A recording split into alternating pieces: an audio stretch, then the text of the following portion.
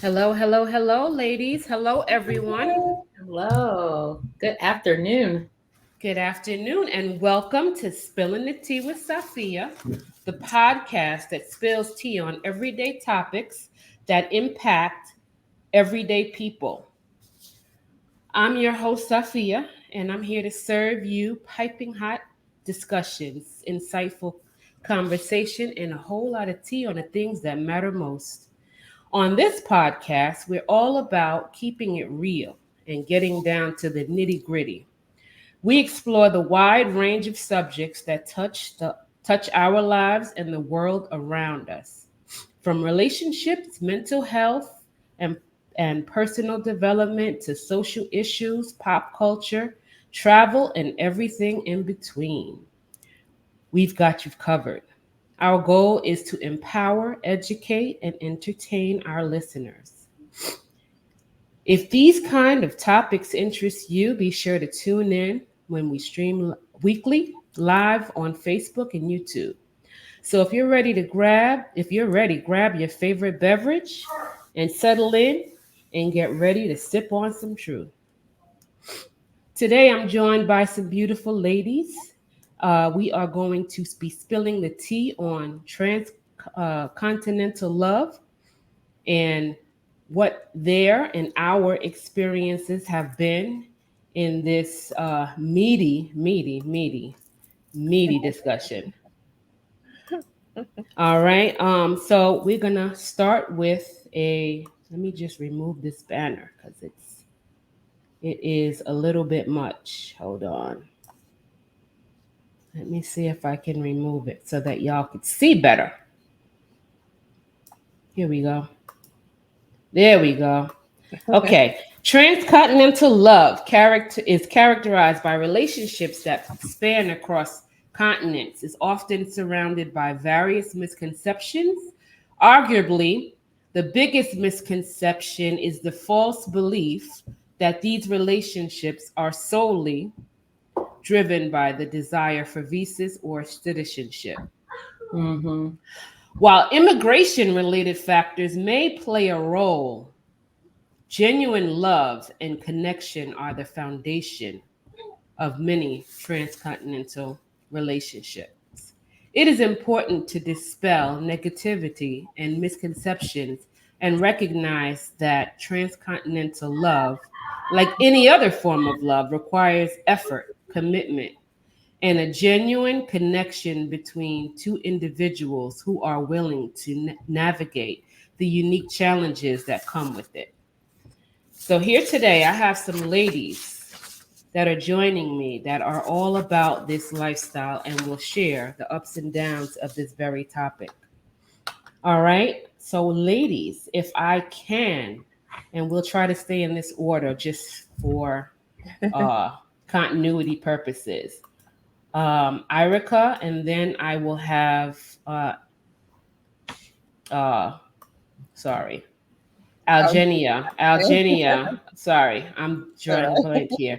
Algenia, introduce themselves. Okay, welcome, ladies. Can Hi. you tell me a little bit about your stories?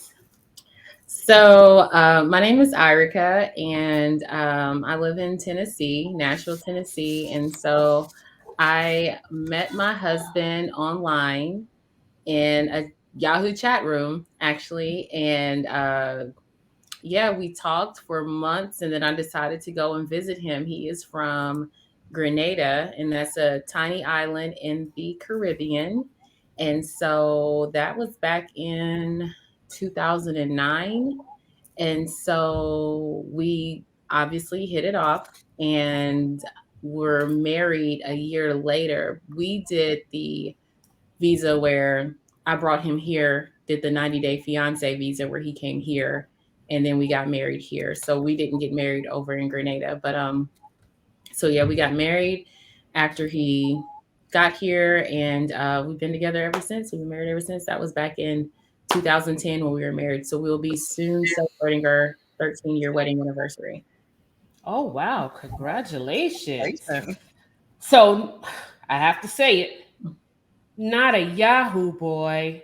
Really? He was a Yahoo boy? That's so funny. Oh, I I don't. hate It's. that expression, I but know. I keeping it know. real. I know. It's funny because when I was younger, like so, I feel like I'm aging myself. But when I was an adolescent going into my teenage years, that's when like the internet was like really popping and everyone had an AOL username and a Yahoo username. And that's when everyone was creating chat rooms and stuff. And so me and my friends, we created Yahoo usernames to talk to each other after school. And we would go and play in Yahoo chat rooms, all kind of chat rooms all the time. And that was during high school. But after that was over, like I didn't do that for years. One Right. day I was in college and I was assigned a project. I'm an artist, so I had to do this painting. And one of the things that inspires me when I paint is reggae music. And today is National Reggae Music Day, so I just want to point that out. But anyways, Dope. so one of the things is that inspires me is reggae music. And so I was like, man, there's this song that I cannot think of that I need, like, I want to hear it while I do this painting. And I said, you know what? I'm going to hop. And this is before Google was like all the way Google, before Google really just had a database of all information. So I was like, let me hop in this Caribbean chat room and see if anyone knows the song I'm talking about. And at that point, I haven't been in chat rooms since high school. So got in there. He answered me, knew the name of the song. I don't even know the song that I was looking for to this day. But anyways, he answered me and we spoke ever since then. So it's like, it's so weird because Yahoo chat rooms are just kind of nasty, and it is, but that's where I found my soulmate. So hey, it works out. Hey, I love Yep. it. 13 years. 13 years. Yep. That's longevity. Okay. Right. Well, before I move on to Jelenia, if you don't have anything else in your introduction to add, I want to welcome the viewers and encourage you all to say a hello and a hi and a hey from wherever you at. Drop your Yeah. city and state. Let us know you're here and listening. And I want you to stay tuned because halfway through this podcast, we'll be doing a giveaway. Okay, so stay tuned. And if you have a drink with you, pull up a drink and let us know where you're hailing from, viewing from, listening from, all of that. All right. So Miss Algenia, go ahead and introduce yourself. Um, my name is Algina. I'm currently living Genia. in Sorry, I'm Tampa. sorry. No, you can call me Gina. That's fine. You can call me Gina. That's fine. I'm currently living in Tampa, but I met my husband actually in America. I met him in Dallas, and at the time that I met him, I was kind of like going through like a rocky situation with my oldest child's father.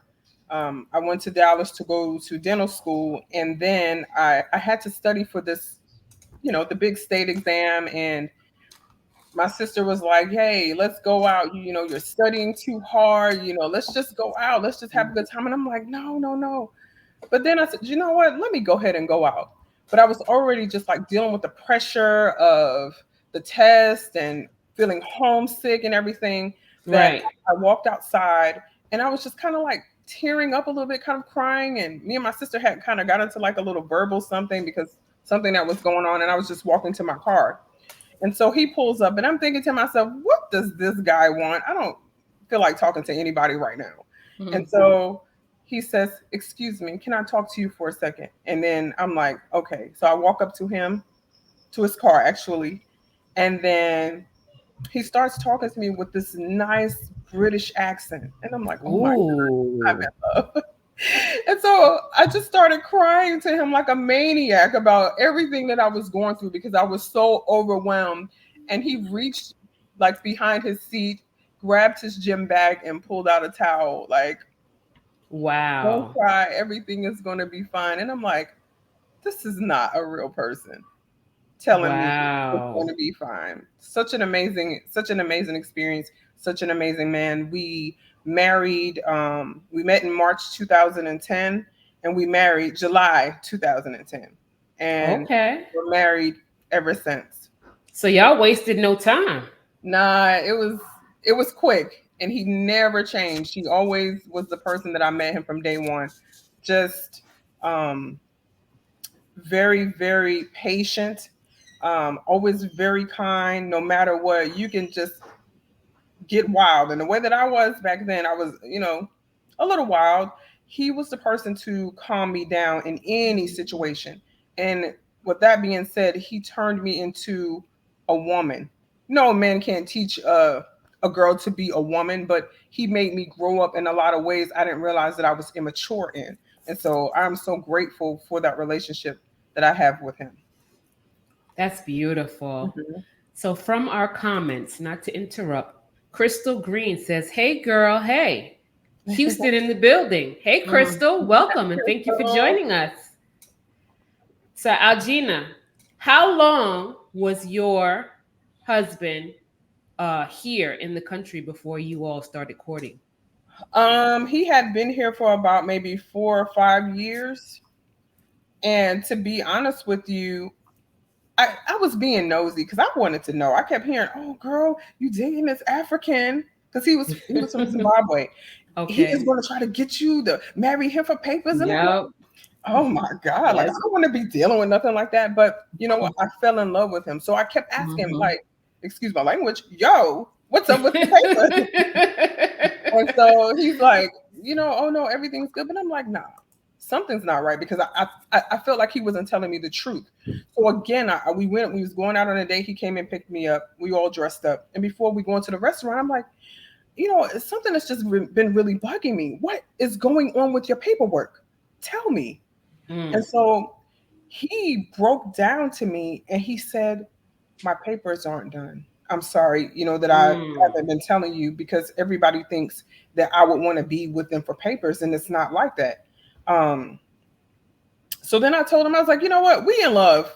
Don't you worry about that. I got you. You need to get your papers situated. I will do just that for you." And he was like, "I'll pay you." I'm like, "Pay me for what? We already in a relationship. Come on, don't worry about that junk. Let's get you situated because this is what you need. Yeah, you're working, you're taking care of yourself, you're doing what you need, but you are not a legal citizen in America. I got you." Wow. And how long before that conversation came up? Girly, I want to say we were in it for about maybe 2 months. We were dating because on the third month we got married, right? Yes. Wow, that's Um, quick. Wow. yeah, we Y'all were. wasted no time. No, we didn't. Such a sweet man. It was about 2 months, and that's when I started asking questions because I want to know what's going on. I keep hearing you go to Dallas, all these Africans trying to marry somebody because they want papers, and I'm like, like I already just came out of another situation. I don't want to deal with something that's 10 times worse. And it was actually the total opposite. So Wait, about so Dallas, that was the hub? That's the hub of where this all happens? yes, believe it or not, yes. Wow. I would Yeah. have never guessed that. Oh, girl, trust me. Yeah, Wow. Oh yeah. my goodness. So 3 months. And how long were you engaged, Erica? I would say, let's see. So that whole year of 2009, I think I made 3 trips to Grenada. And the last trip I made was right after Christmas into the new year. So that would have been at the end of 2009. So I would say December 2009 is when we got engaged, and we got married October of 2010. Okay. Okay. Yeah. Went pretty quickly too. Hmm. Any Not too com- much, but hey, look. any conversations of you moving there instead of him moving here? No, because at the time, it would have been best for him to come here. Partly, the main reason is I have a son from a previous relationship, and at the time he was, I want to say 3 years old. Mhm. Yeah, he was 3. He was 3 years old. So I was a single mom, have my own place, everything, and situated here. And he was able to, it was easier for him to leave Grenada and come here than it would be for me to uproot my life and go there. Gotcha. Yes. Gotcha. Yeah. I understand. I mean, I'm in a similar boat. Um, I was always the one that poo-pooed on, long distance, transcontinental, transatlantic relationships. I was like, girl, listen, I would never do that. They a bunch of scammers. I ain't doing that. No. Always poo-pooed and downplayed it and never really paid it much mind. Anybody that would find their way into my inbox, delete, block, delete, block, delete, block. And then one day I met somebody that just totally changed my whole mind, and his whole mindset was just different. He's from Ghana, and it took me a really long time to come to terms with the fact that maybe I can do this long distance transcontinental thing, because he checks all of the boxes, so why not? Why not entertain it a little bit longer and kind of feel him out, see where it's going. He's educated, he's been to school, and he's got his stuff together, very strong on his deen, because we're Muslim. So those things were very important to me, very family oriented. Just a very honest and wholesome and humble person, in addition to being in a profession, which of course, as an American woman, it was on my list of must-haves in a man, and he checked that box. So I was good with it. So I said, let me see how it plays out, take some time and see where it goes. So this past June had been 1 year since we had officially been talking on that capacity, but we got together and had our nikah, which is the Muslim ceremony for marriage, in March in Ghana. So, so I'm in the same boat, but I went from, oh, hell no, never, to, maybe, let's see where this might lead, and, and go from there. And to now, I'm very happy. And, I looking back, I'm glad that I gave it a chance. Yeah. That's good. Yeah. That's good. Yeah. So, let me see if there's anyone else in the comments that has said anything. No. All right. So we'll keep going with our questions. So, can you describe some challenges and benefits of transcontinental love? So, I would say one of the main challenges, the biggest challenges or challenge that I faced when I was dating long distance out of the country is kind of like what we just spoke about. Not a lot of people understood. Yeah. And it's a lot of judgment that comes with that. Yes. Because it's so hard for people to understand a feeling or a vibe or an intuition if they're not actually in it. Yes. They're the outside looking in. So it's like you trying to explain yourself to an outsider about how you feel about something. You might as well just be speaking a different language, because no one will ever understand how you feel. And so my biggest challenge was to just stop looking for validation for this relationship in others, and just know that, be honest with myself, make sure that I'm at peace with the decisions that I'm making to move forward with this relationship, and be okay with the fact that, my family that I know loves me dearly, they're not okay with it. Be okay with the fact that my friends are judging me for it. But, still pushing forward with that relationship. So, yeah, I think that was the biggest challenge, is just because I'm such a family oriented person, and I'm like the center of all my friendship groups, and I'm that person, like I'm very social. And so that was a really tough thing to deal with, not having approval from people in my inner circles.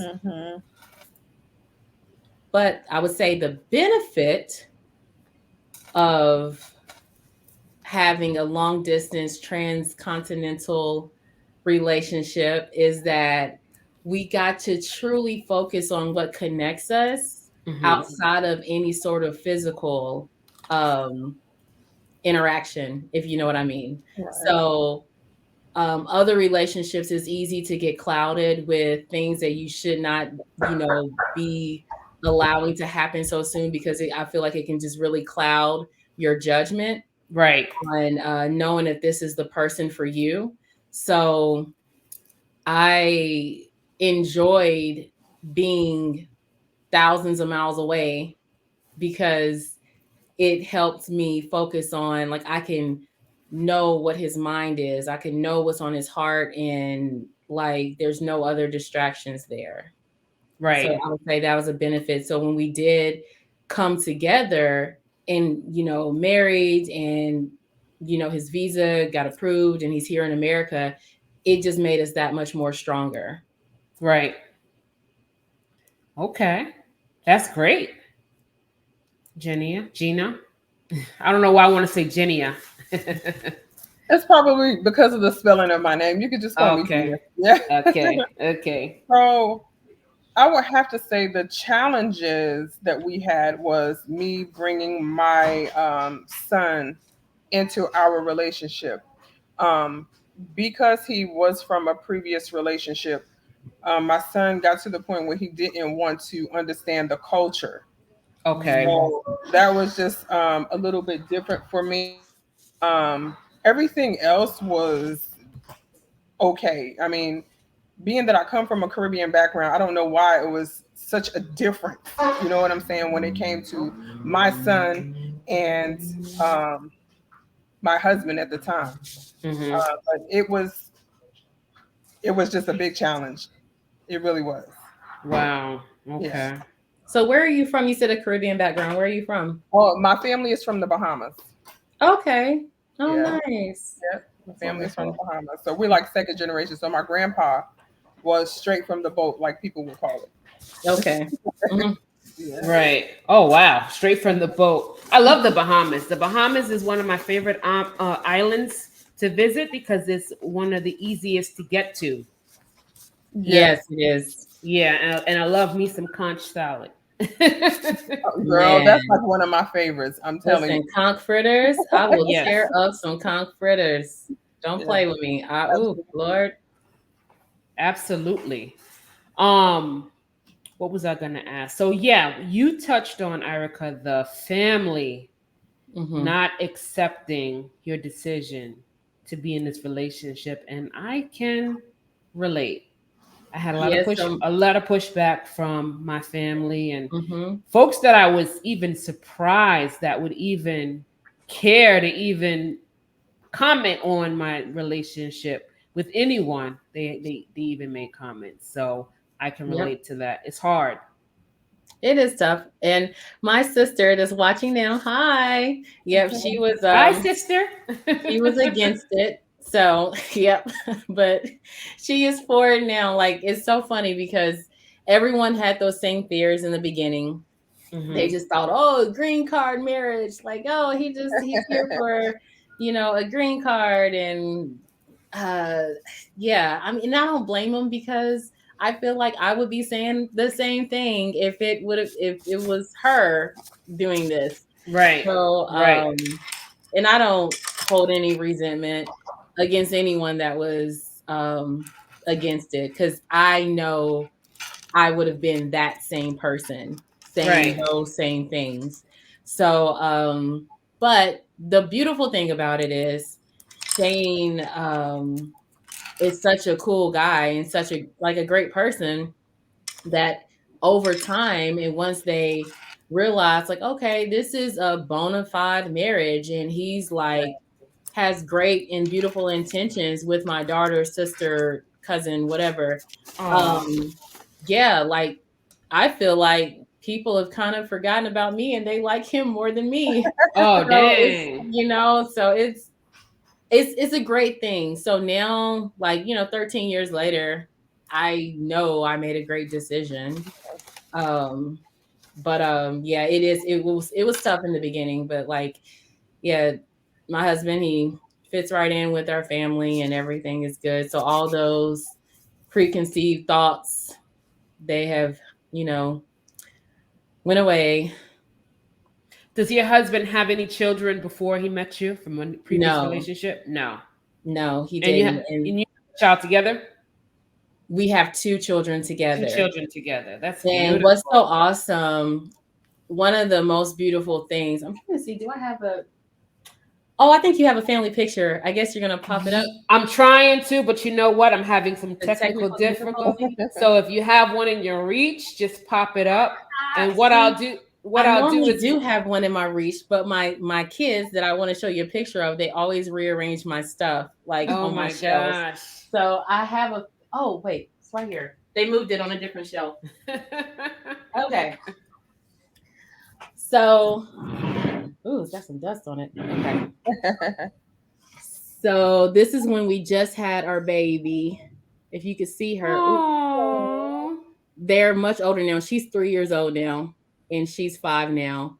And this is my son from a previous relationship. He is 17 now. Oh And so, wow. and this is my husband, Shane. But yeah, so Beautiful family. thank you so much. So what's so funny is I was really, really nervous about him stepping into a father role because my son's biological person was just completely, he wasn't really there, like just absent. Right. So, Wow. and so I know like whoever I'm looking for, I want them to be able to really step into those shoes of being a father to my son, because I can teach my son how to be a good human, but I Right. can't teach him how to be a good man. That's Mm-hmm. right. So, and I want the everything for my son. I want the most for him. So that's why I was, very particular. And my family was also like, hey, whoever you're bringing in here, they're going to have a strong influence on Zion. So, but anyways, so yeah, so he was like, yes, I'll be a good father. Like the whole time we're talking online, yeah, I'll be a great dad. And we're talking on the phone. And I'm like, okay, cool. So one of my trips that I took to Grenada, I surprised him. He didn't know I was coming. I brought Zion with me.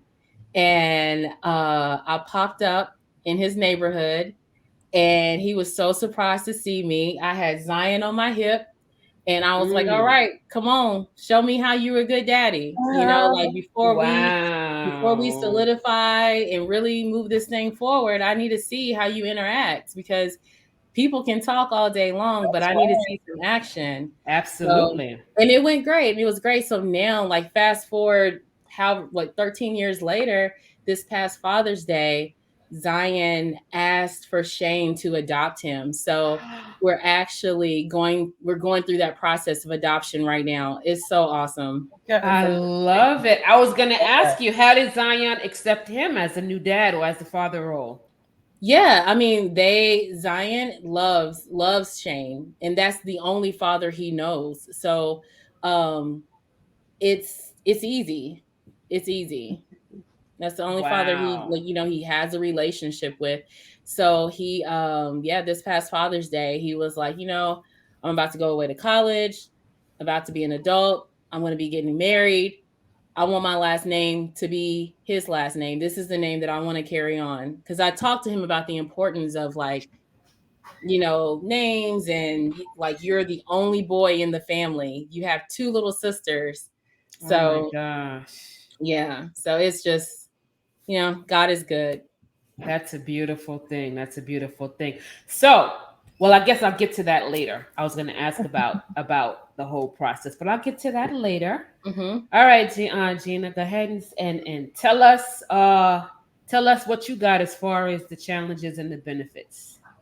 So, I already told you about my challenges. I would say just from it all was the benefit from it all was just being able to find somebody to actually love me for me.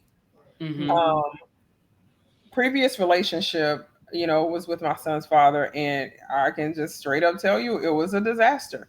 You know, Mm. um, I started dating him when I was like 19, and he was like some years older than me. I'm not even gonna tell you that age, but he was way older than I But was. dang, and it was still a disaster. I mean, he Oh brought all this God, maturity to the he was relationship. You would not. think he'd have his shit Listen. together, you know? Nah, he was Mm-mm. nowhere near mature. Like, oh my Oh God, my if I could tell you, he God. had like so many other different women, and I'm like, Oh, what's really going on? So, yeah, I would say just the major benefit from being with him was he made me grow up. He changed my overall masculine energy that I had with all that built up mm, frustration of everything that I was going through with him, and I was able to just step into my femininity completely with this man. Like it was just amazing for that to be able to, happen in my life. And I'm so forever grateful for that. Because most times a lot of men, they'll meet a woman and not knowing her history. That, oh, she's so hard, she acts like this, she acts like that. But they have to understand that what she's been through, she has to put up this big wall of, oh my God, I have to take care of this, I have to do this by myself. absolutely. And they're always in their masculine, because why? They never had a man to come in and show them what it is to just sit back and be a woman. You know what I'm Wow. saying? So yeah, Wow. with him, I gained so much from that. I am forever grateful to that man. Like, to this day, I will tell you, the love that I had for him in the beginning has never changed. Mm, Mm. Never changed. wow. I can relate. I mean, I guess I can relate to an extent because I've always been fortunate enough to be in a relationship or in a marriage where I was able or allowed to completely embrace my femininity and be the woman in the relationship. So, but I know that there's so many sisters out there that just have to do it all. They have to be the be all and the end all, and the circumstances dictates bringing out and embracing their masculine side. So when a man can come along and tame that, kudos to him. Telling you, it's a You know, beast. kudos to him. Hmm. Mm. Okay, I have a comment here. Shawnee, how do you deal with intimacy so far away? Hello, Shawnee. I know personally you're tuning in from Dallas, but you were supposed to introduce yourself, sis. We are going to get to that in a couple of questions. Actually, I'm going to ask the question now. Thank you for bringing that up. Let me ask that question now. Ooh. How do we just getting right down into the meat and potatoes of it? Ah, Um, how do we deal with the intimacy? Oh, can hold you on. make sure that my parents aren't watching, I, please? I can't make sure of that. I didn't put that disclaimer on. Where's I my know. Okay, but no. hold on. Let me go ahead. I'm just looking for my banner. That's so funny. So intimacy so far away. Honestly, like I really took full advantage of the long distance. I just got out of a really I would say a long relationship. Of it wasn't the greatest, and it was centered around things that it shouldn't been, a lot of physical. So I was kind of really happy to just, like get back to me and not um, be in a relationship that was centered around sex. Right. So to be long distance had a great advantage because you had, what I said before, you had to get to know the person. Right. But I will say it heightened, you know, like Mm. like the anticipation of when we did come together. So it was, um, yeah, I just, just stayed busy, just kept myself busy and kept myself distracted. Okay. So I was also, I was working, single mom in college. So I had a lot to keep me busy Okay. during that time of that long distance. Okay. Yeah. Plenty of spicy FaceTimes. Yeah, of course. But you also got to know, like during this time, it's so like when you think about the years. Oh, that's right. You started Like, way before FaceTime and all of right. that. That's what I'm saying. And so whenever I tell this story and I talk about it to people, they don't get it. They don't understand. But I'm like, my phone had a camera, but it was no such thing as video chat. It was no such, and I sound like a dinosaur when I say that, but it's like, no, technology advances so fast and you don't see how fast it advanced until you look back. And so during that time, I mean, I had like a $20 webcam from Best Buy that had to sit on top of your computer. I have one of those now, so don't feel bad. It's like, but yeah, it was pixelated as all get out. The quality was terrible. My gosh. So that's why, like, the first time I saw Shane in person, I was like, whoa, wait a minute, you're actually fine as heck. Like, wow. I didn't even realize how beautiful he was because of my low quality technology, you know? So yeah, so it was like during that time, yeah, like, you know, phone calls would be like, woo, woo, woo, like, ooh, yeah, baby, miss you. If you were here type stuff. But like, yeah, that's just like, but now if that situation were to happen now, oh yeah, there's tons of ways. Like, I remember it just came to mind. I was watching 90 Day Fiance a couple of weeks ago, and it was a rerun. And I forget which couple it was. It was a young African American nurse practitioner from, I think, Florida. And then her husband or her fiance or love interest was from, I believe, Jordan or Morocco or something. And all I can remember was that their sexy time is when she took the iPhone into the shower with her. Oh. And you know, and showered on FaceTime with him, and that was their sexy time. That's so funny. So that just brought that to mind. Yeah, that is that's hilarious. What about you, Gina? How did you guys before you got married? Well, he was here. Yeah, that wasn't a problem. So that wasn't a problem. Yeah, no. That wasn't a problem. I hear that. That wasn't a problem, but I will actually say, like, he actually had to go home to Zimbabwe, and he was gone for like a month and a half or so. And you know, if you're used to, you know, every single day, when he was gone, oh my God, I think I know his sister was like, why does she keep calling? Call every day, 3 times a day. And I'm like, is he back yet? Okay, well, just tell him I called. Hey, when he came back, it was just on and popping. On and popping.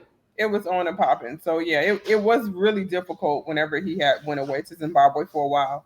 And like I said, when he came back, girl, I would tell you I probably tore the door off the hinges because I was ready. Wow. Oh my goodness. Yes. Well, for me, because we're Muslim and our courtship was for an extended time, as Muslims, we never really talked about intimate level things before marriage, before any kind of nikah ceremony. We just didn't do it. It was against our religion, so we had to exercise restraint. Now we talk about it, of course, and we just that pillow talk be heavy. Just put it like that. That pillow talk be heavy, the FaceTimes and all of that stuff. So definitely it's easier now more than it has ever been to keep that intimacy, even though it's over the airwaves or through the TV screen or the Facebook time screen. It's still something. I mean, imagine having a relationship pre FaceTime and pre iPhone 14. It probably was a lot more challenging. Those emails probably was real spicy in those text messages. It took so long to text though back in the days because you had to put everything numerically. So that probably got real tired real quick. That's so funny. No, it's funny you say that because I want to say what about like 2 years ago, I thought about like, man, we used to email a lot back and Right. forth in the day. So I went and searched for those emails and found them and read them. I said, ooh, oh, Lord, we were Wow. really Hot talking and a heavy. lot I love it. about a lot of things. I feel like the way that, because you guys started before social media and all of that, like your scrapbook could probably be published. Oh wow, that's so funny. If you made a scrapbook, yeah, absolutely. That's a That's so funny. beautiful thing. Yeah, Okay. those emails will not get published. No, Those it'd be a lot of editing and yeah, a lot of like black lines. Like, nope, take that sentence out. That sentence out. it'll make a good erotic tale. Hey, listen. Yeah, It'll sell. Make it into an ebook. You probably be a millionaire next week. Yeah, 50 Shades. I would need a pseudonym, like not using my name. Lord, I know that's right. Well, you could always do an alias. Mm-hmm. That shouldn't be a problem. So, I want to maintain and focus on the positive, but of course, we got them haters. How do you ladies handle the stereotypes and the negativity that I'm sure comes your way?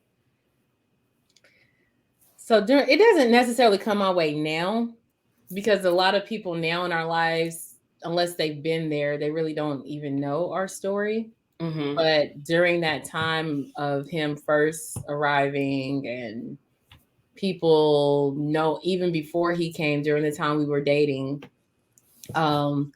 it was a lot of, I would hear a lot of stereotypical comments from different things and negative outlooks, or, people would say things. And so I was just really careful to correct people that would say negative things about my relationship, because I'm a strong believer in death and life is in the power of the tongue. Mm-hmm. So I'm like, I'm not going to allow you to speak over my marriage. I'm not going to allow you to speak over my relationship. I understand and I hear your concern, but just trust me, and me and who I am and the decisions that I make. So I would check people, but I would check them with love. So that's how I would handle it. I wouldn't just, go fight anybody for saying something, but I would just try to remind them, like, hey, this is Irica you're talking to. Like, I know I'm not the smartest person in the world, but you can trust that I'm going to, if I see red flags, I will yield. I will, I'm not going to jump into something crazy. Right. But yeah. So I would just check people with love. And then, some people there was like those negative comments I realized with some of those friends, like people that I was close with back then. When Shane came here and kind of proved everyone wrong, then it was like those stereotypical things that they would say. It's like now it turned into jealousy. Like, so now like it is working out for her, and he is a good man. And so now I'm a hater on a different level. So they wanted to see it fail. And so once that was revealed to me, I was able to see that, then it was easy to just hear, like, I got some scissors handy, just cut them right out. Like, you had them real handy. Look, I love it. Office, so yeah, I love it. I have scissors and markers and everything, but no, I was able to cut them out. I was like, once it was revealed to me who they really were and why they were hanging around, then it was easy to cut them out. Right. They were looking for your downfall. Right. And I'm sure they still are. They might have. That's why my moved Facebook back a couple of rows. That's why my Facebook page is public. Like, yeah, you can still look. Yeah. From afar. I hear that. Mm-hmm. Gina? So I absolutely had some negative things said about my husband, and it got to me. Unlike Erica, like I said before, he calmed me down. So I was just blasting him, like, why are you worried about who I'm with? Why are you worried about, oh, you married that African, Africans are this and that. I'm like, he's a man, I'm a woman. What is the difference? Why are you Right. worried about who I'm with? Oh, Mm-hmm. I see you like those foreign people. I mean, what do you mean I like those foreign people? He's a man, I'm a woman. What is Right. the difference? Nothing. Right. Well, I didn't handle people with love when they said that. Like, I've cut a lot of people off when they started saying stuff like that because you're not taking care of me. And at the time, my son was 7. You're not taking care of Mm-hmm. my baby. It's nothing for you to even say. If I'm calling you and I'm asking you for something, maybe you might have your input. But at this time, he's taking care of everything that we need and want. So it's nothing for you to say. Oh, you said what? Okay, bye bye. Bye. Yes. Yeah. Nope, Yes. I wasn't dealing with that. And yes, it did hurt me to cut some people off because some people were really close to me. And Mhm. at that time, it was just like, you know what? Who was for me and who was against me? Well, whoever's for me, I'm going to deal with them. Whoever's against me, then you just weed them out. I'm It done. will reveal itself. Yes. It will definitely. They will Hmm. definitely reveal themselves. Yeah. Yeah, I was done. I went in between. I went in between like fight and flight, wanting to make peace and wanting to kick ass. That's where I was. That's where I stood in that category, and I still do. When people have negative things to say, I'm not to the point yet where I could just let it fly because it Mm. infuriates me because wow, the ignorance, and it's crazy because I'm sure a couple of years ago I probably sounded just as crazy when I said no, hell no. You know what I mean? So I can borderline relate, but now that I've progressed and grown, it's like, well, how dare you? You know what I mean? Like how damn dare Well, you? and two, and I think during the time, like when the relationship is new and it's growing and it's building, it's fragile. And so the last thing you need is people to come and speak against it. It's kind of like, when you start a garden, like that seed is growing and that first little bud comes up. Like the last thing that plant needs is for storms or harsh suns and things to come that would eventually take it out.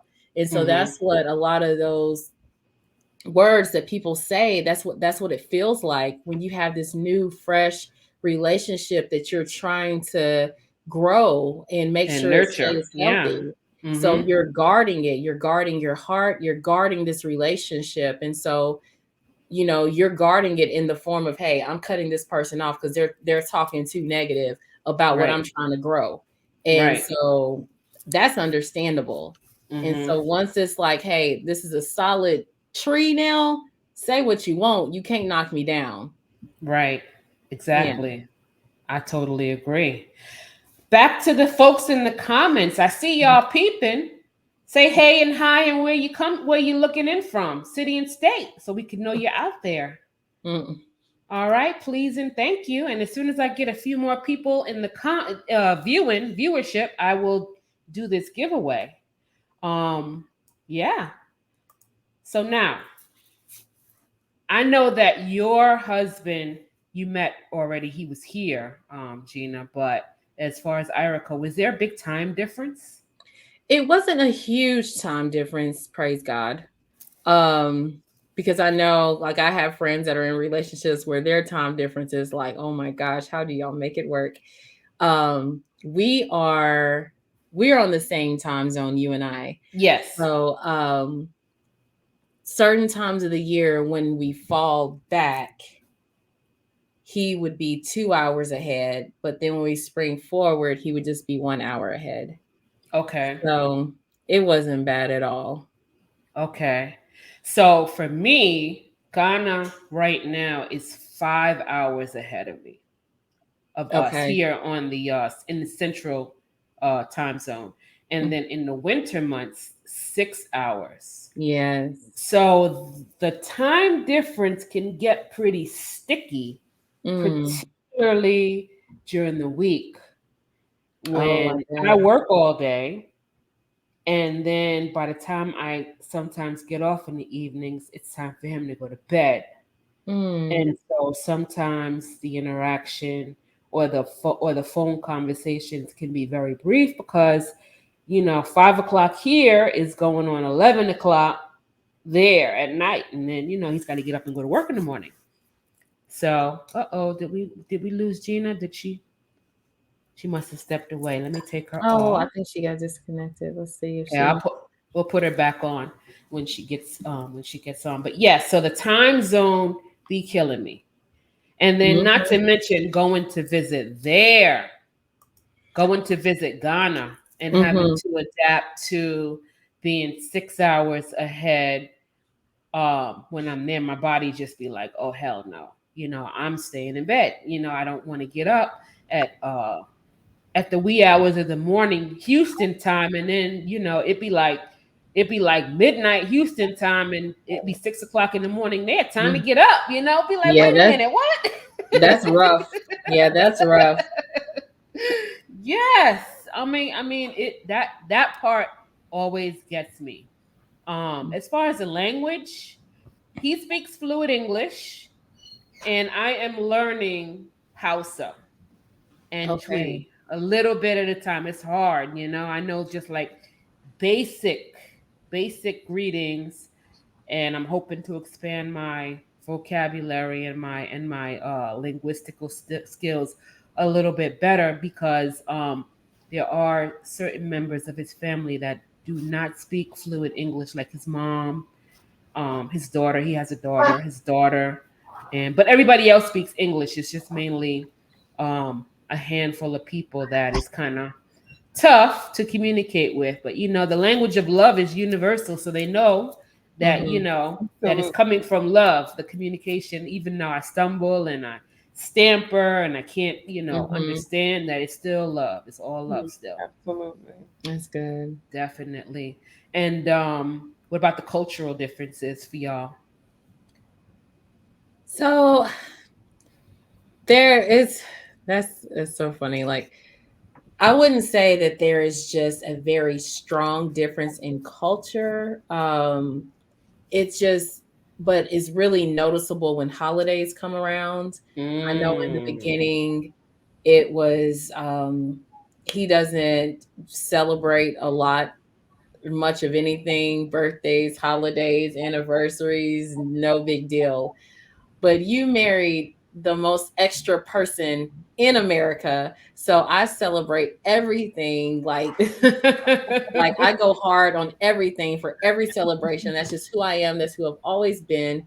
So if it's Christmas, yes, we're going all out. If it's our anniversary, Valentine's Day, and I think in the beginning where I had to learn, that that's not how he was raised to be. But anniversaries were really tough because I wanted to celebrate our love. I wanted him to remember that, yes, this is our anniversary. So I'm going to send flowers to her job, or I'm going to, come home with a gift. And it's like I'll be sitting there waiting and waiting, and like it would just be like, oh, happy anniversary, babe. And I'm like, that's not gonna cut it. So over the years, I've like pulled it out of him. I'm like, it is so cool if you express your love with like just showing how you know me. Like, if you know me and who I am as a person, like, what do you think I need? So what we do now is I started this thing where this year is my year to celebrate our anniversary. So I'm going to plan everything. And then next year is Mm. your year. And because he's such a competitive person by nature, he always tries to one up me. So it's like, oh, last year you took me on a boat for anniversary. Well, this year I'm taking you on a helicopter. Oh, So geez. he, Wow. so now it's like he has now is setting the bar so high. I'm like, okay, now can we just calm down a little bit, because I can't I can't keep up with all of that. But it's been great though. So that's, we were able to overcome that cultural difference just because it wasn't, these are American holidays. A lot of these things are just very American holidays. Right, So right, yeah, right. but that, I would say that's the only thing. He was raised Catholic, I was gonna ask and that. I was raised Christian. And Mm-hmm. so that was just a slight challenge, but it wasn't a huge challenge because at the core of what we believe is the same. So, and that's really Yeah. So it's easy to come together on that. Okay. Mm-hmm. That's great. So no heavy religious differences. No, it wasn't Okay. any major roadblocks when it came to religion at all. Okay. Okay. What about you, Gina? Well, yeah, I would have to say when it came to religion, it was kind of like a roadblock because he was Christian and I was Muslim. So it was Oh, wow. it I was a didn't know bit you're Muslim. it was a bit different. Like, okay, so we had to just kind of respect each other's whatever we believe, because like she said, at the end of the day, we still it came to the core of it that we believed in God. Mm-hmm. So Right. I mean, when Christmas came, okay, yeah, exchanging of gifts, and he wants to go to church on Easter. I will be at home, and I mean, these are just things that he did, and things, Mm-hmm. of course, that I didn't. Um, but overall, it wasn't bad, and a lot of people judge that too. They're like, how are you two living in the same household, and he's celebrating this, and you're not celebrating it? It's because we respect each other. Love is love, regardless of anything. Um, and it Definitely. wasn't too difficult because at the end of the day I was a convert anyway, so I kind Okay. of knew what was what, you know I so got you. we just respected each other when it came to that. As far as language goes, he did speak a whole nother tongue, and I learned some of it, but just over time I never practiced it. What's the So name of the language? it's Is it called Swahili? What is Shauna. it? Shana. Yeah, Okay. it's called Shauna. So I'm like, my daughter, she knows some, but me, I'm like, Wow. not at all. Wow. Now, do you still um do you how well, I'll get to that later. I was going to say about the family interactions, but that's coming a little later. Don't worry about it. We'll move on. Um were there any cultural barriers that prevented you from maintaining a healthy communication? Um, Cultural barriers. I don't think so. I wouldn't say it was cultural that okay. This may be cultural, but I'm not going to just say it's cultural because I just really think that this is just a thing with men, some men. Mm, Um he's just not very expressive, like in he's a very quiet person. So in the beginning of our relationship, it's it's just he always had a wall up and never was really emotional or expressed his feelings or knew like what to say. Um, so our the communication was rough, but I knew it would get better just over time. And so I'm happy with where it's going. I feel like we are still growing in that area. That's still an area in our marriage that is still improving. But in the beginning, it was just like, whew, like this is a mountain. Yeah. But mm-hmm, mm-hmm, mm-hmm. like healthy communication and communicating like I'm speaking and hearing what I'm saying and not just hearing what you're ready to reply with and not really listen. Like it's just, those nuances of that adjustment period in a new marriage or in a relationship. So um the way to maintain that I know, like what I did on my part was to just try to slow down and understand what words were kind of triggering and change the style of the way that I spoke to him. Because I know in the beginning, I tend to talk down or talk at him Mm. just because that's what I was used to doing, because that's what I had to do in my last relationship. It was very combative. So, in order to maintain that a healthy communication with him, I had to really humble myself and release a lot of things that I was holding on to. And then with him, I think that he's just seeing and growing in his own ways. And I'm not sure exactly what it is he's doing, but we are getting better. Okay. Yeah. That's great. That's great. Gina? Yeah, communication was never an issue. I think I am the bigger communicator than him. So sometimes I would say I would have to pull it out, but overall, over time, he would just express exactly how he felt about anything. He, my best friend, just talk about any and everything. It didn't matter what it was. We would just be chatting like two little old hens. So communication it was never an issue. Always talked about stuff, you know, until one day he tried to keep a secret from me, but I'll get to that later. Uh-oh. Mm. Okay. For me, he by far is the more communicative of the two of us. He's the better communicator.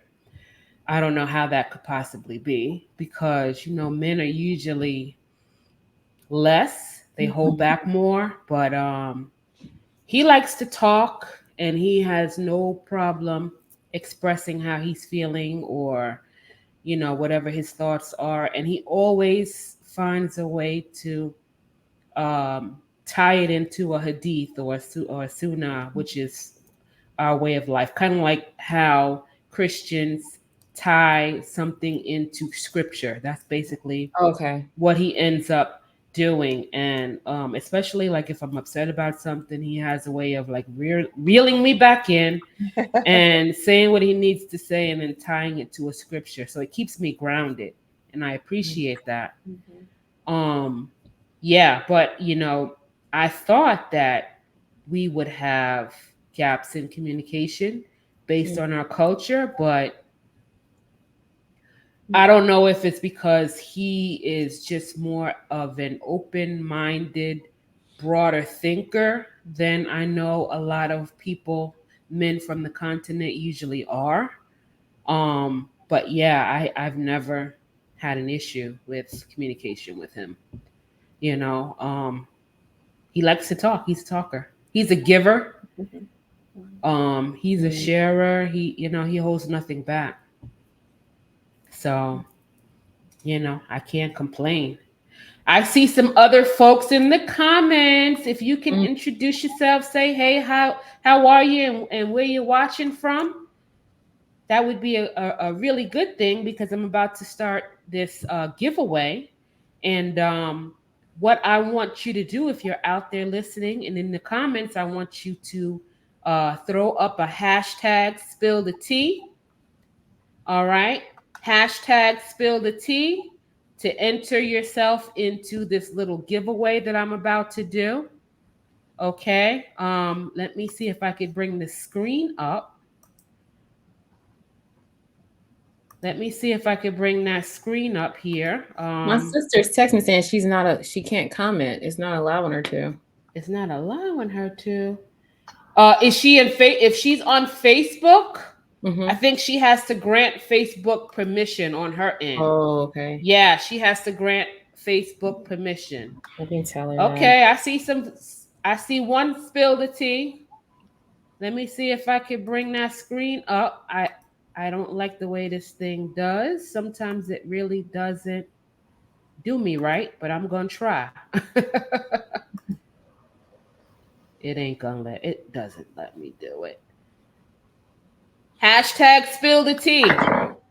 I'm gonna give y'all some time.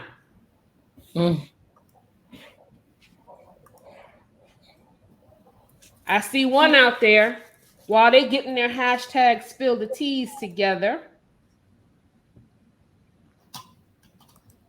I know both of you all had children before you got married and met your husbands and got married. Were there any cultural differences to your child rearing style? Whew. Woo! I know that's a loaded topic. Where's my hashtag spill the teas at? I just see one. Yeah. So I would say Okay. So I would say this, like, it's not that the way that he disciplines is wrong. Mm. It's just I was brought up very soft. Like, um, I did get spankings and things like that, but it was like, I don't know. So with him, he was very much raised with like, hey, our daily chores matter. This is what we have to do every day, like, hard, laborious type work, on a daily basis, responsibilities that he had as a very, young boy that he would have to do um every single day. And so Right. to come here and, my son wasn't raised that way and really didn't have to do a lot of those things Mm-hmm. and didn't really grasp the concept of daily chores absolutely having to get done. That's where a lot of the like clash came in because Mhm. he's thinking, I had to feed the goats. I had to carry up the bucket of Oh water. I had God, da, da, da. Lord. I had, like, but my Uh, son is like, I'm playing video games. I'll take out the trash before yeah. I go to bed. Like, but Shane is like, no, this has to get done. And then I'm in the middle, like, it's really not that deep, but I guess Zion does need the discipline and he needs to Right. be able to know. Mm. So it's yeah. So that would be that's just our family um growing area or opportunities to grow. So and yeah, so it's definitely we're on one accord with it now. But Right. that was a challenge, that parenting style. Yeah. Oh my goodness. Now, was it hard to relinquish, or not relinquish, but to allow him to parent? Yes. Even now, what's so funny? Like even now, and I thought it was just because like he would I guess how fathers are with boys versus how they are with girls. I was like, when we had our first girl, I was like, okay, I'm gonna see the way you talking hard to Zion. I want to make sure you keep that same energy with your daughter. I want to see if it's like a because this isn't my blood child, or if it's Mm. So I was really eager to see how that would play out.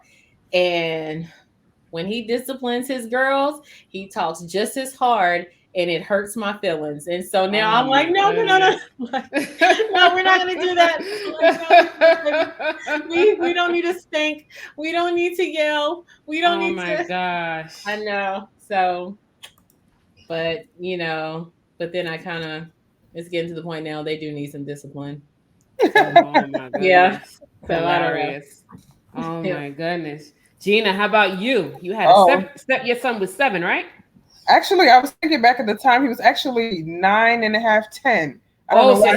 he was coming on that rough stage. Oh God, tell me about it. So yeah, they pretty much bumped it like when he was in that age, 9.5, 10, 11, 12, 13. On the other hand, was a whole nother ball game.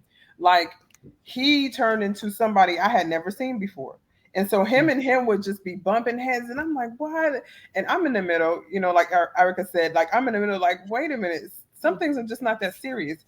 But to my Mm-hmm. husband, he grew up in boarding school. So everything was chop, chop, chop, chop, chop. Mm-hmm. Like you have to get up at 6. Regimented, You have to yes. have breakfast at this time. You have to, and I'm like, look at me. I'm rushing out the door like, hey, gotta go, just going by the skin of my teeth. But he was always on time. This. And he expected my son to be the same way. So as my son started to get a little older, they really clashed. And Mm. even when we had my little girl, he was the same with her. And I'm thinking maybe he's just acting like that because, this is not his biological child. But nope, Mm-hmm. no, Nope. Made he no did. difference. He did not play around with her either. He was a very strong arm parent. I mean, I was strong arm parent, but he was a strong arm parent. He didn't care where he was at. If you were doing something you weren't supposed to do, he was going to get onto you or get you. So it's a funny story. He came home and told me, he said, "Baby, you wouldn't believe this." I said, "What happened?" He said, "Amelia, I'm in the store telling her I'm going to spank her," but he was saying it in her language, excuse me, in his language. And so she's in English yelling, "No, no, don't spank me, don't spank me." He said people were just looking at him. And then he said when he got her in the car, he said he spanked her so bad because she was being naughty in the store. He said, but at first he said he felt embarrassed because here it is, nobody knows what he's saying to her. Right. But she's saying in English, "No, no, don't spank me." He said he was so embarrassed. But then he thought about it. He said, "You know what? I'm going to spank you. I'm going to spank you right now. I'm going to spank you." So yeah, I just said, "Oh my goodness." But yeah, he was a strong arm parent. And when it came to my son, it was just he didn't want to take out the trash. He didn't want to get off the game. "Oh, I'll do it in a minute," and all of this. It wasn't no minute. "You know what? I'm going to go and turn off the light switch in your room by the power box. You don't want to get off the game? Let me just go ahead and shut this off. You just messed up my game." Well, I asked you to take out the trash. I asked you to help your mom go and grab the groceries. I'm helping mom grab groceries. You should help mom grab groceries. But yeah, he was one of those parents. He didn't play around with that, and that's how my son and him, they bumped heads a lot because of that. How were you with allowing him to parent your son? You know what? I was okay with the fact that he was being the father to my son, because my dad was actually the one that was really being a parent, a father to my son, because his dad wasn't really in his life like that. So whenever my husband came in, or I would say when I chose him, I looked at all of the qualities that he would have. Before I even married him, I had my son come and, be around him. He loved him. He loved him. As a little boy, they just attaching on like, "Gosh, I finally have somebody that's mine." And that's how I saw the relationship, with them too. Like, okay, I don't have my dad. Yes, I have my grandpa, but they did everything together until he became a teenager. He turned. Mm. Yeah. That's normal. Yeah. That's normal. That's normal. That's normal. Trust me. Wow. Yeah. Yeah, I'm eagerly awaiting to see how the whole parenting thing pans out. My kids are all pretty much grown. My oldest is 28 and my youngest is 19, and my youngest lives here with me. So she is like kind of like a youngish 19-year-old, so she's still Good. very much acting like a teenager. So she talks to him on FaceTime all the time, and they seem to have a pretty good relationship, but I'm looking forward to seeing how it all pans out when when he's actually full time here, you know what I mean, and day to day, interactions. So I'm looking I think forward to it. I think the key to it all for me is I just had to make sure before you discipline my child, I need to know that you love my child. And like once I knew Absolutely. that, then that helped me Absolutely. allow you to Absolutely. parent. Because you're not just gonna step in here and start spanking. Like I need to see a solidified, loving relationship, father and son relationship before discipline starts, because it's inevitable. But I need to know that you love them before you discipline them. Exactly. Right. That is so Right. true. That is so true. Absolutely. So before I move on, any more hashtag spill the tea out here so I can Amina Muhammad says, yes, I agree. Yes, Zora, definitely. The parenting point of view from, any mother, any parent, I guess, when they bring someone into the relationship and they have to relinquish power and share the parenting, I'm sure is a very stressful and just a very stressful situation.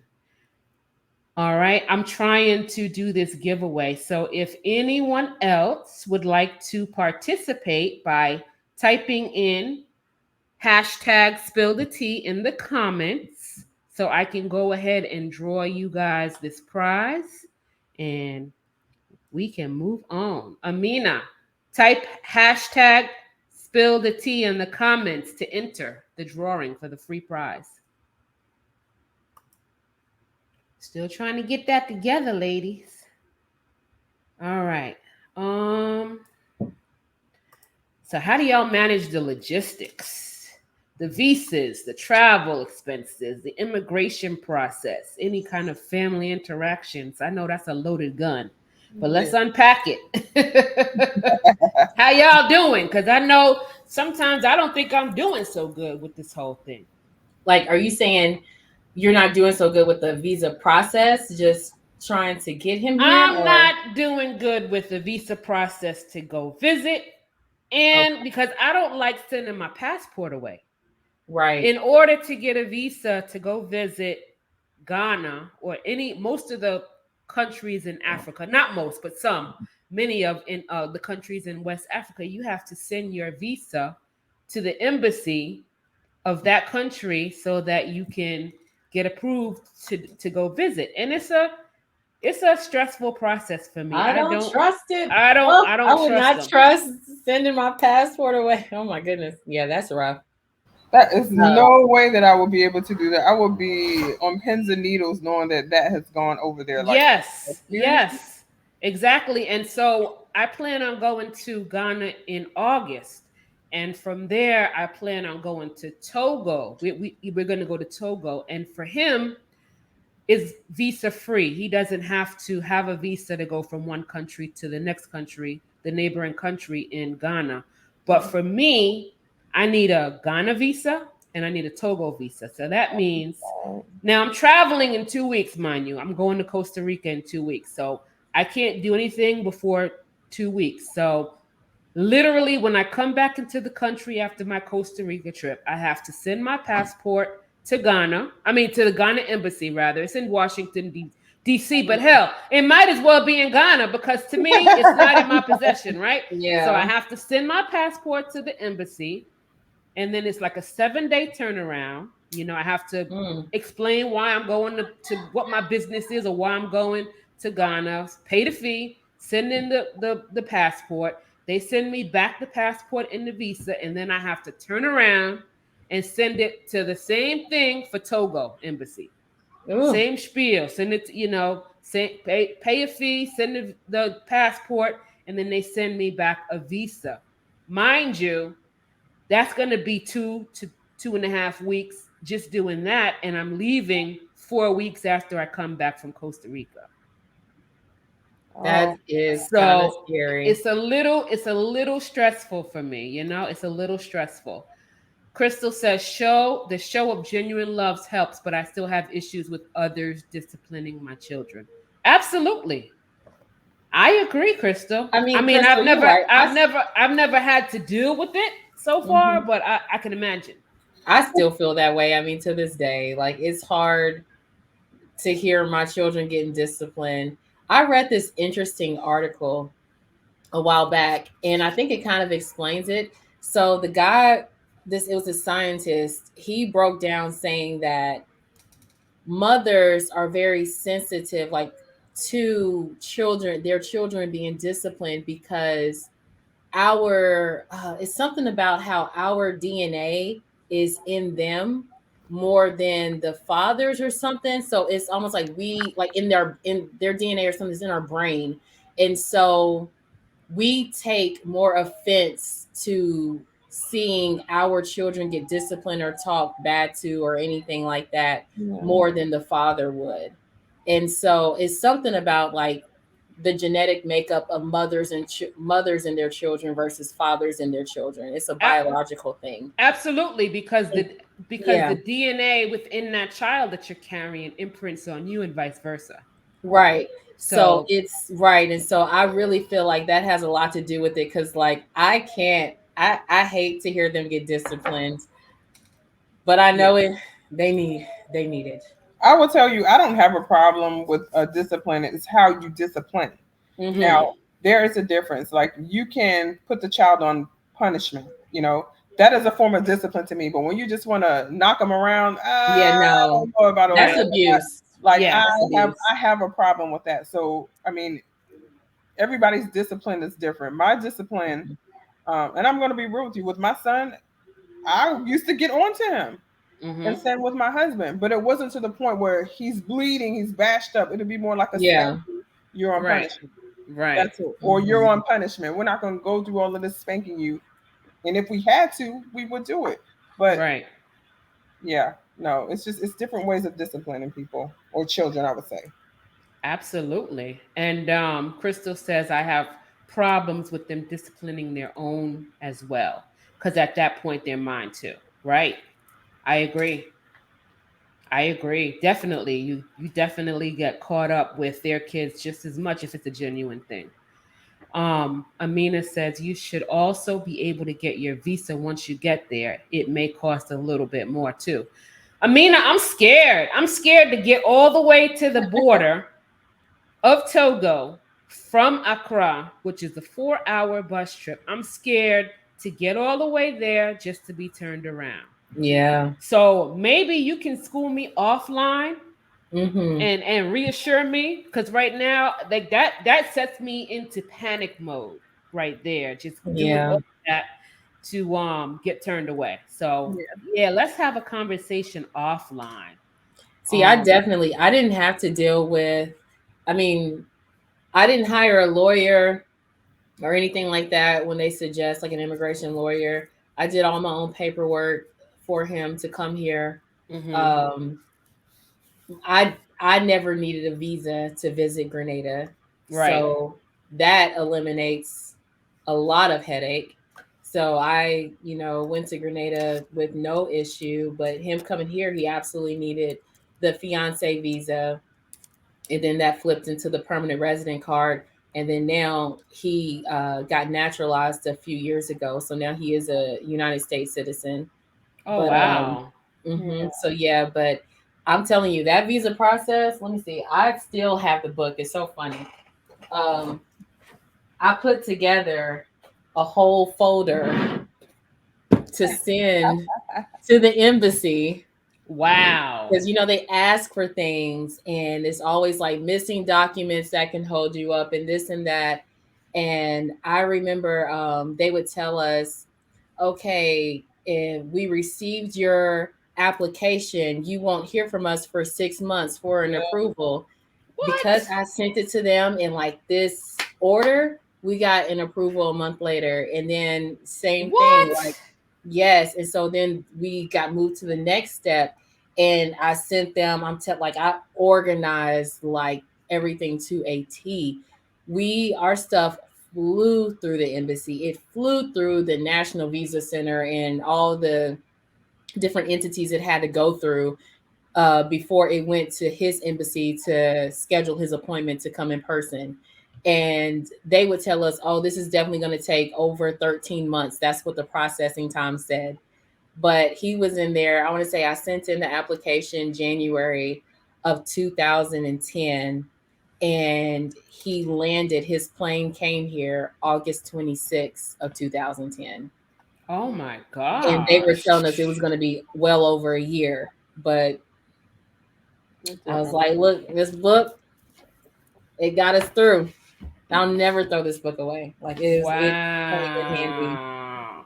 So let Yep. me ask, because a lot of people are doing it, and I have to ask: are you offering a master class on how to navigate this visa process? People do Listen, it. I'm telling you, like, I think what drove me was the love that I had for him. Mm-hmm. And I think that that's what made me like really put it together, because I am not an organized person. Mm. So, but it was my desire to really have him come here. I mean, like, this book, it has a table of contents, it has pockets for original document slots that you have to send in. Like, Right. yeah. So I was not playing with them. But no, I think, and also I will say this. He also got in during the Obama administration, which was Mm. 100 times easier than the administration that followed.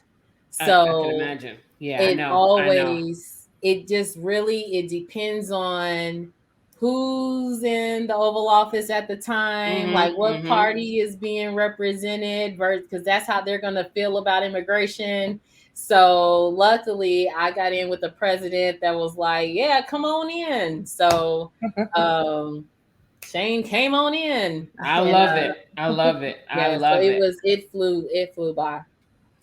That's great. Before I move to you, Gina, I am going to do this drawing real quick.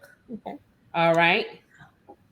So that we can wrap that part up. I only see a couple of comments, so it looked like it's going to be between two people. All right. Let me just see if I can do this correctly. Hold on.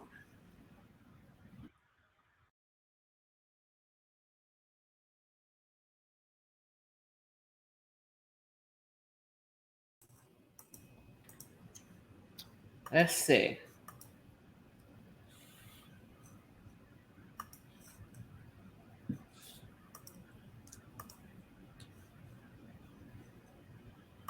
Let's see what we got, if it'll let us see it. And it's not going to let us see it. I don't know why they say this feature works so well when it does not. I have to switch to the other screen to see who won because it's not letting me show it. Ugh, I so hate this thing. Crystal Green has Yay! won the drawing. I'm Go, sorry I Crystal. can't show it because it's not working right on my end. It never does. But Crystal, you won the drawing and you will be receiving a mug, just like the ones we're drinking out of. Let All me find right. that. It says Spilling the Tea with Saafiyah. So I have to get your address so that we can send that to you. Thank you so much and congratulations on your win. And I hope you sip your tea and spill it in good health. Okay, so Gina, how was your visa process and immigration woes and all of that? Oh my God. Where can I start? Okay, From the so beginning. it was crazy. So we did everything ourselves. We didn't have any help as far as the lawyer is concerned. We did have a sponsor because at the time I was still finishing college. So whenever you don't have a certain level of income, Yep. they are not even looking at you to do anything, right? Because they're, Same. Mm, you know mm. what? Need a I had co-sponsor? I had a co-sponsor too. They're like, oh, you know what? This is fictitious. Y'all, this isn't right. So, like I said, at the time I was in college. So, yeah, we needed a sponsor. So, after we Mm. had done all of our paperwork, it was just taking entirely too long for just about anything. When I tell you, I mean, he got his green card to be able to work, which was okay. Um, but as far as getting residency and all of that, girl, it took almost 2 years because Mm. we had our little small wedding. We went to the courthouse and we had a wedding. And then we waited 2 years and had a big wedding. So Okay. um, it kind of prevented us from being able to have the honeymoon that we wanted because he couldn't travel anywhere. So it was like, well, you know what? Let's Oh. just have a little drive away somewhere in Texas and, we'll do it that way. But when I say it was crazy, like immigration came to my house. What? What? Yeah, Oh immigration. wait, I ain't hearing the playbook about no immigration coming to the And house. let Are me you tell saying Man. are you you, saying ice? Like ice came? ICE came to my house. Oh my gosh. Girl. So he calls me on the phone because at that Wow. time I was working like my office days were like maybe Tuesdays 7 a.m., Thursdays 9 a.m. Like it was a crazy schedule. So that particular morning I went in late. So as soon as I get to work, maybe 45 minutes, no patients had showed up yet. So I'm just in the office just chilling. So he says, baby, baby. And I'm like, huh? And he sounded like he was just out of breath. He was frantic. He was like, immigration is at our door. And I'm like, what? He said, immigration is at our door. I said, Wow. open the door. They're not going to find anything but we live there. We have our son's room. We have family portraits everywhere. My clothes are here. Your clothes are here. I mean, it's not like it's a lie. Right. So Right. he gets off the phone with me. He calls me back. And he explains in detail that these people are going all through my undie pants drawer. They're in my girl, they was digging deep. It was about three of them, Oh no. Oh all up under no. the cabinet, just No. looking to No. see. And No. at No. that No. time, we had just moved into the apartment that we were living in, and some of my clothes were still like not packed, like unpacked. So they was like, "Well, where's your wife's clothes if she lives here?" And then he goes, "They're here, but we're just moving into this place, so you know." And it was still kind of like questioning. So then at that time, we were planning the big wedding.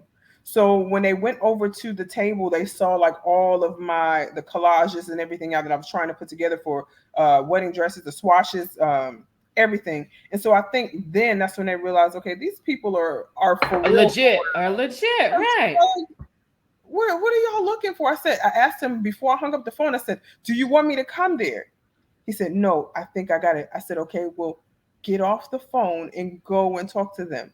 But he Mm-hmm. was so frantic. He said he opened the door with his undie pants on. Oh How are my you worried? gosh. Are He you said, "Yeah." serious? So Oh, ooh. immigration, they came to our house, but not too long after that, like we had our wedding, and then once we had the wedding, I say about it was in August, so probably about October is when he got his permanent residency card.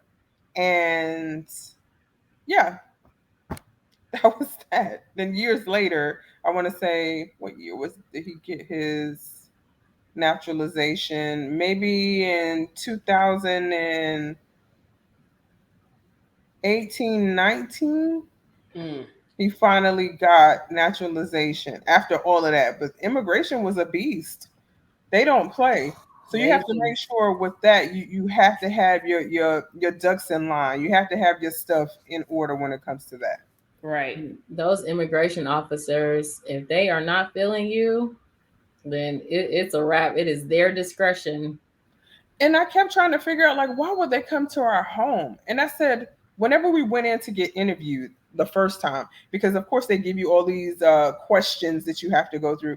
And so to be honest with you, we were going through those questions like every night, like how many siblings you have, how many tattoos, if you do have tattoos, how many tattoos you have, where did you grow up, Oh how many man, it's tattoos like you have. that. Yeah. That many Yep. Yeah. When I tell you they ask you some questions, you better know his grandfather's name.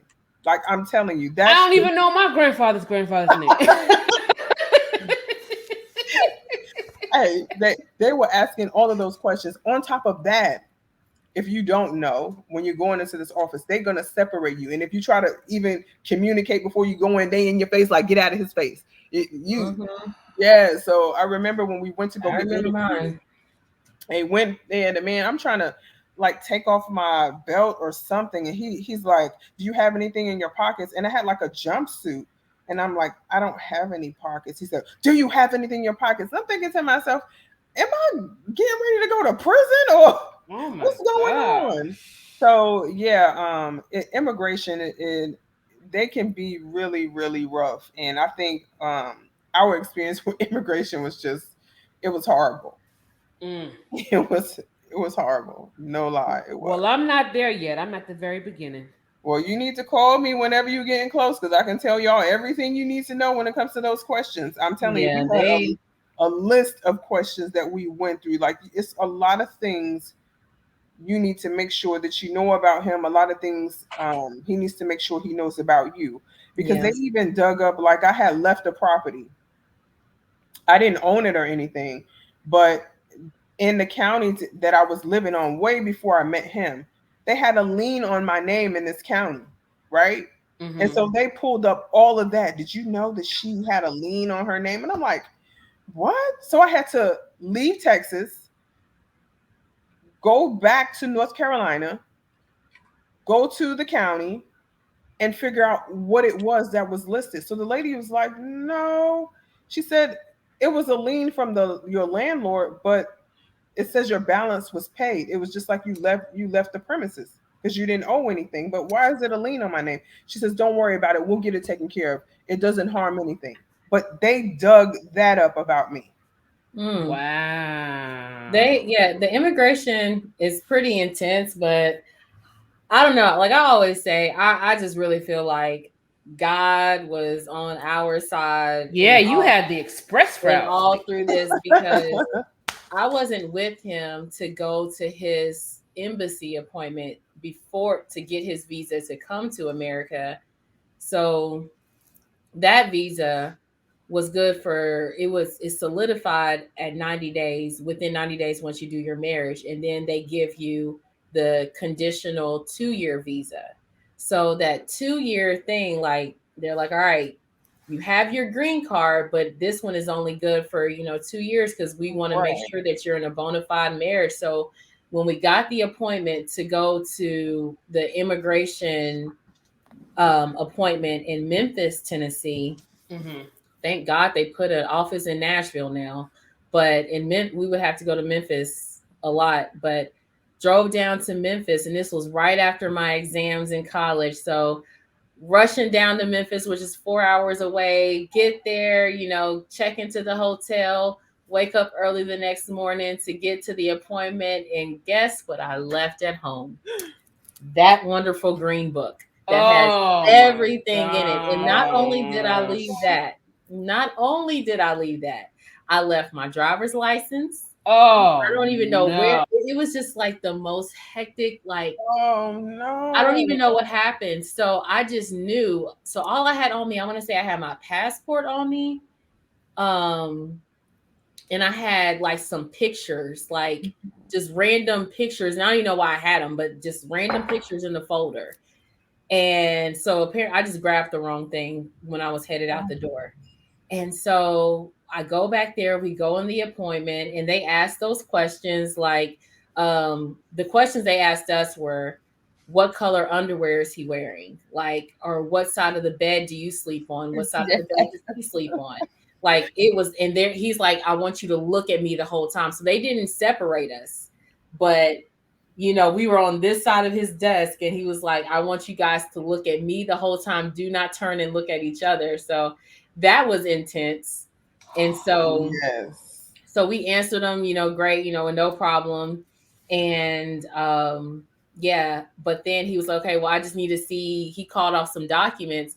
And I was like, sir, listen, I just got done with my college exams. And I was frantically running out of the door so I could hurry up and get down here in time for this appointment. And I left everything at home. I don't even have my driver's license on me. But what I do have, I have my passport, and I have some random pictures where I went to my sister-in-law's house, and she had some barbecue birthday party, and happened to take a picture of me and Shane sitting together on the couch. And that was the only proof I had of our marriage, of like us having a like valid marriage. And he was just the immigration officer was sitting there looking. He was thinking, and he was like, okay. He said, okay, that's fine. And he took the stamp and he stamped our papers and approved it. And I was just like, oh my thank you, God. Thank you, Jesus. But it's literally up to that person that's sitting in front of you. That's what I hear. So I'm just going to keep it in prayer that when stuff start moving, that it start moving in favorably. So all will be well. Don't because you know what? Pray. I'm telling you, pray for your immigration officer. Pray for them. Yes. I will keep him in dua or her. Yes. Well, don't even worry. Just remember the things that we have told you. If you need a little bit of coaching beforehand, you have both of our information. I know. Glad to give you everything we know. I'm gonna hold y'all to that because we got you. We got you. Okay. So now, the culture shock of them getting here. I know Gina, your husband was already here, so you're not privy to how it was for him when he first arrived. But I'm sure Erica has some stories to tell. Whew. Man, I could write a book on culture shock. When he arrived, oh my goodness. Actually, before he even got to Tennessee, he had to stop in Miami first. In Miami has a lot going on. So there aren't direct flights from Grenada to Nashville. So he had to stop in Miami's airport and had like this, I want to say like 10-hour layover there. Oh. So I know the flights are crazy. So he was there for a while. And one of the first things that he said, like we're texting, he was like, I see people going to the fountain, like the soda fountain, and they're filling up their drinks again. And I'm like, okay. And so he said that, did it go away? No, it's you. It's just you. I was just highlighting you. Keep going. Oh, okay. Oh, okay. I thought I was like, did something come up? Okay. Nope. But anyways, he said they keep going up and getting more drink and they're not even paying for it. And I'm like, okay, but they probably bought like like a fountain drink, like a 32-ounce fountain drink. They're just getting refills. He said, you can get refills? And I'm like, yeah, like you can do refills, like that's a thing. And so when he got here the next morning, it's so funny. I took him for lunch at one of my favorite spots. And we were sitting there eating, and he was loving the portions of food. He's like, you get all this food? Like, he loves how, I guess, glutton America is. There's really not anything to celebrate. All you can eat. I know. Like, he's loving that, right? He's loving that, but, we know that is a problem with our country. We need to do better. But anyways, he was loving it. And so the waitress came and refilled his drink, and he was like this. He said, no, I didn't pay for that. No. And I'm like, bro, it was so embarrassing. I'm like, if you don't calm down, I was like, you can get free refills here too. He's like, in a restaurant? Yes. And then outside of that, it was just, just different things. Seeing transgender people for the first time. I'm sorry, my kids are just. It's fine. This is a family-friendly show. Hello. This is my daughter that looks just like my husband. Say hi. You're bleeding. On her eye.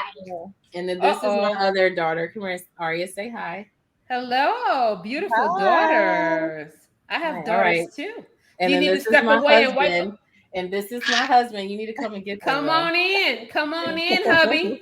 You our husband. Come on in. Say hi. Hello. Nice to meet you. You're live on Facebook and YouTube. Oh, okay. Facebook Live. And YouTube. Take your daughters. No. Yep, you gotta go, baby. Yes. So, but no, that was the biggest culture shock when he just seeing. America, like we have all sorts of people, transgender, all that stuff, all of that. He was just like, I've never seen a man dressed like a woman before. And so I had to go down the road and explain a lot of things that he's never had to see in Grenada before. For me too. Right. So that was a cool, educational moment that we would have. But yeah. Okay. All right. Gina, I know your man was already settled in by the time you got married, right? He didn't really have that culture shock piece to deal with you. Man, not too much. Not too much. He was already Americanized, I would say, because he did go to school here, so he was good. Okay. And mine's is still in the pipeline, so he has a lot to look forward to. Yeah. But any marriage norms, any cultural marriage norms that you might have thought might have been different if he wasn't from the Caribbean or the continent of Africa, maybe it wouldn't have been an issue or a topic for discussion. Amina says beautiful family. Oh, thank you so much. And my son, he's away at church camp right now, so I wish he were here too, but he's away. He'll be back next week. But yeah, so I would say marriage norms, there really wasn't a huge difference. He comes from a 2-parent household, so I really think that that was a great thing because I also come from a 2-parent household. So it wasn't like my last relationship where it didn't, and I felt like I had more struggles in that relationship with trying to relate. So yeah, I really don't think that there wasn't a culture shock in our marriage for marriage norms or anything like that. Okay. Gina? No, because No. I look at it like most African people and Caribbean people kind of have some of the same similarities. It just Mm-hmm. it just depends. Our food is somewhat similar, so that was like a plus for me because some things to if I was dating somebody else or if I was with somebody else, it was like, ooh, that's weird. To him, what I was cooking wasn't weird because Right. it's like, oh, okay, this is similar to what we eat, but it's called this, or we use this instead of Mm-hmm. what you're using. So no, Mm-hmm. it wasn't. It wasn't too much of a difference. Okay. Mhm. I would say the same, but I think when he gets here, he is going to have culture shock when it comes to a lot of the American foods. Mm-hmm.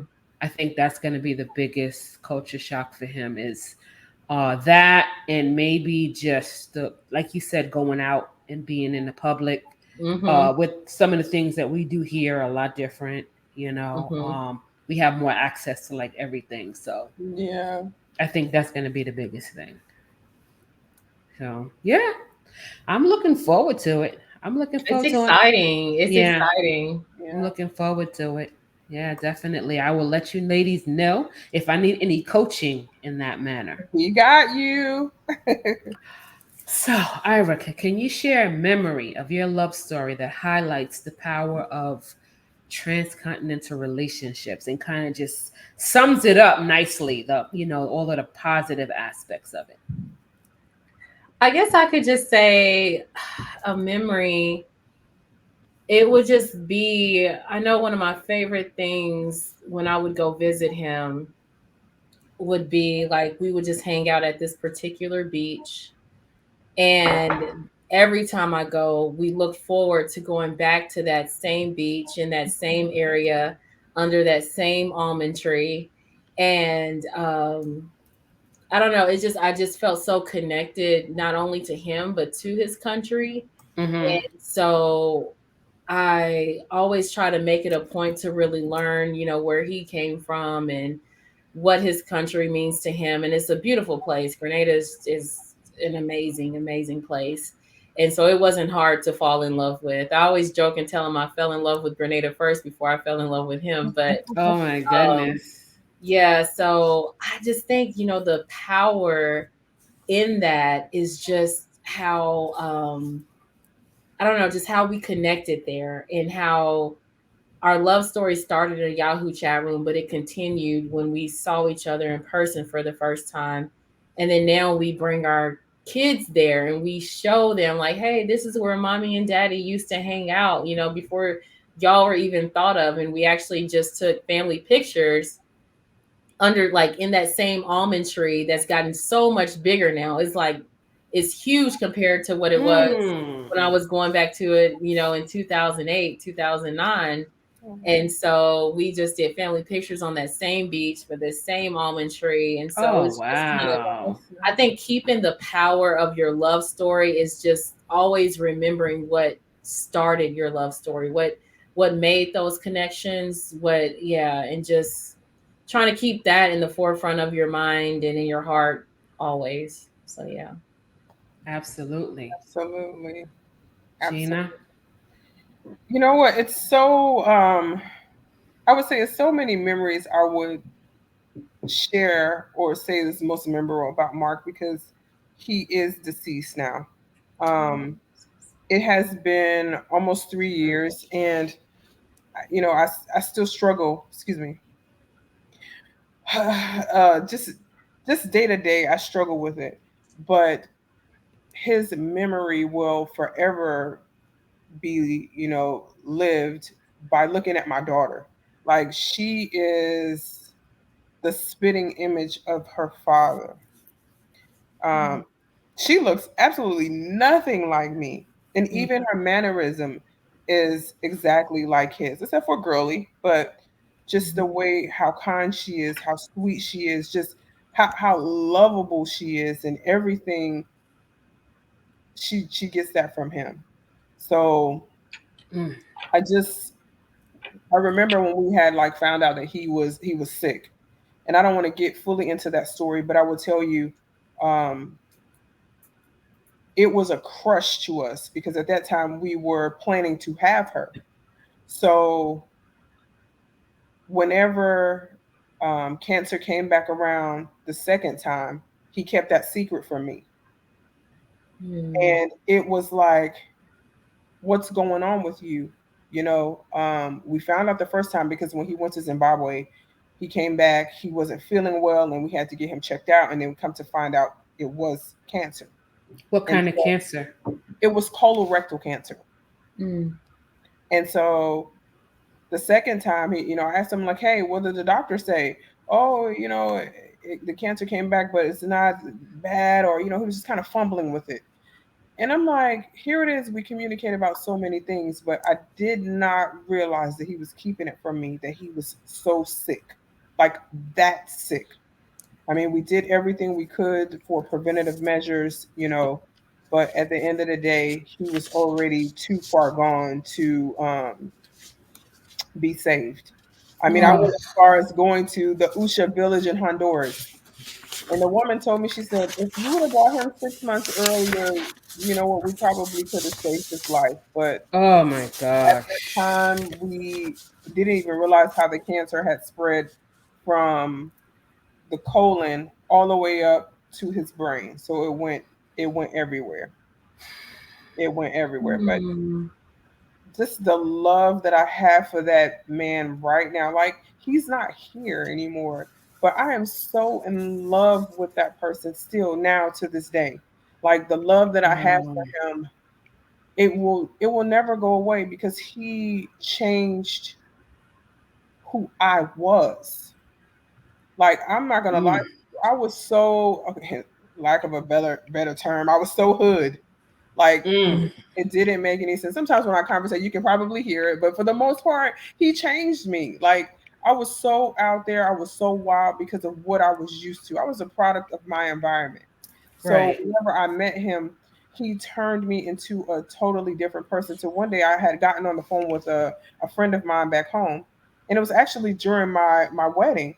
He said, "You didn't even tell me you was getting married." And I'm like, "I'm sorry, but you're invited. I have more than enough room." He's like, "Is this really you?" And I'm like, "Yeah, it's me." He's like, "I don't know who this brother is, but I love him already. I cannot wait to meet him." And I'm like, "Thank you." Wow. So yeah, it's so many great memories that I can share about him. Just know that he was a wonderful father, a wonderful husband, and a wonderful friend to everybody.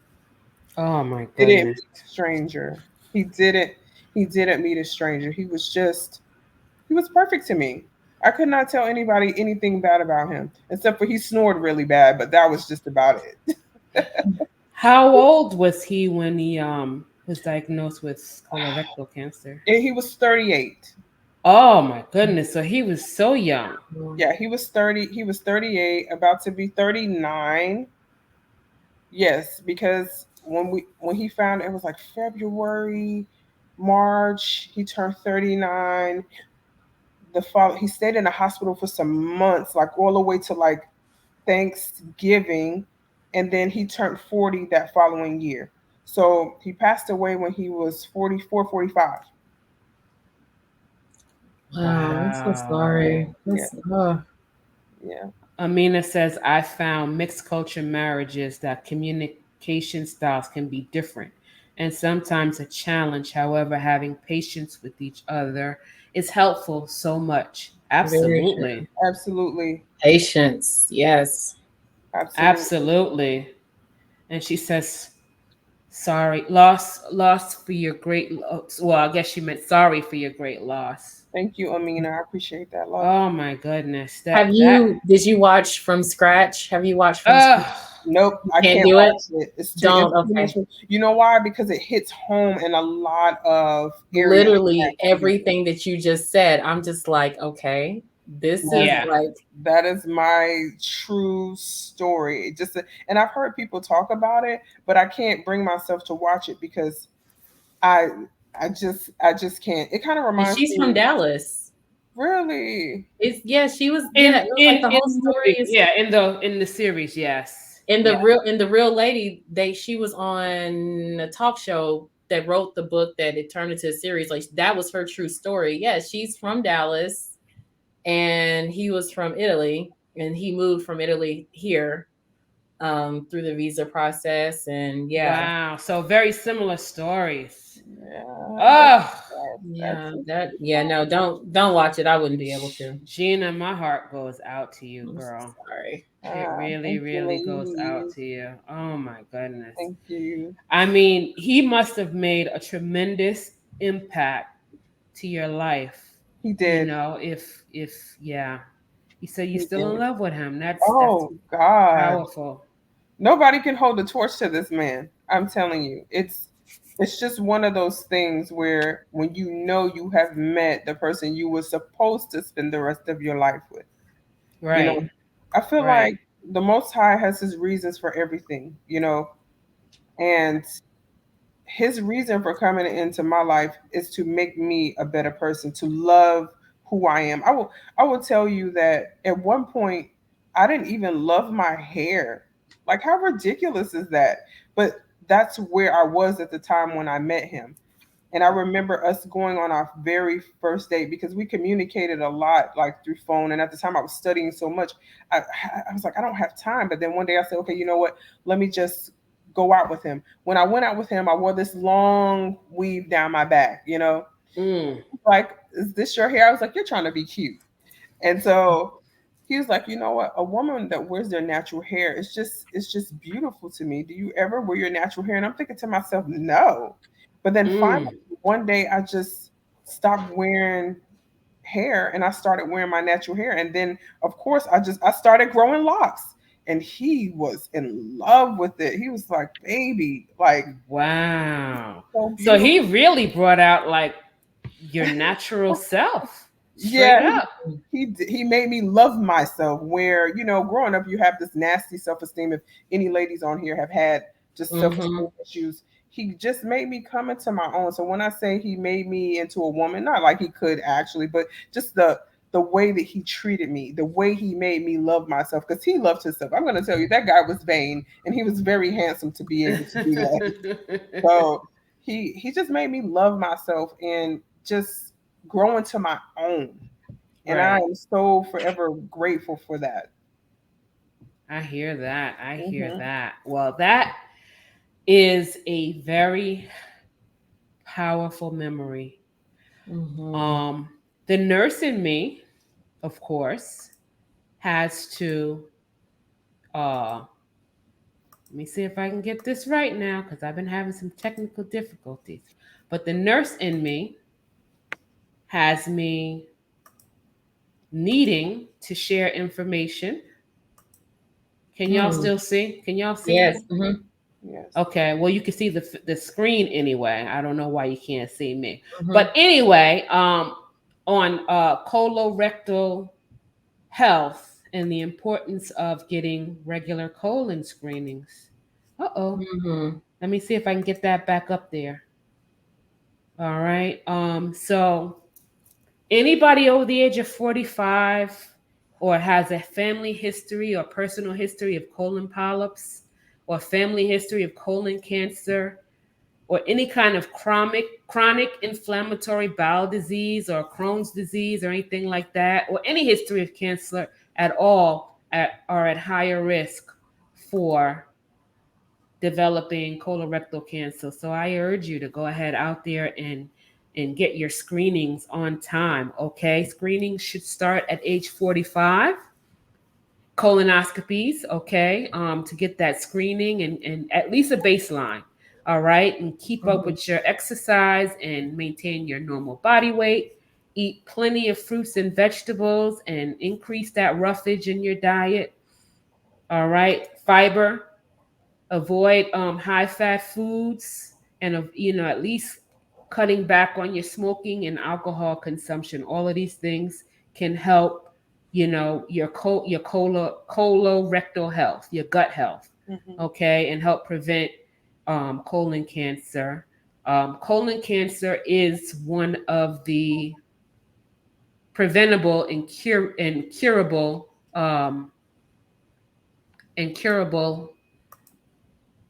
cancers, because if you get a colonoscopy and you have any kind of polyps or anything, polyps are benign, but they have the potential into toward growing into colon cancer. They remove them.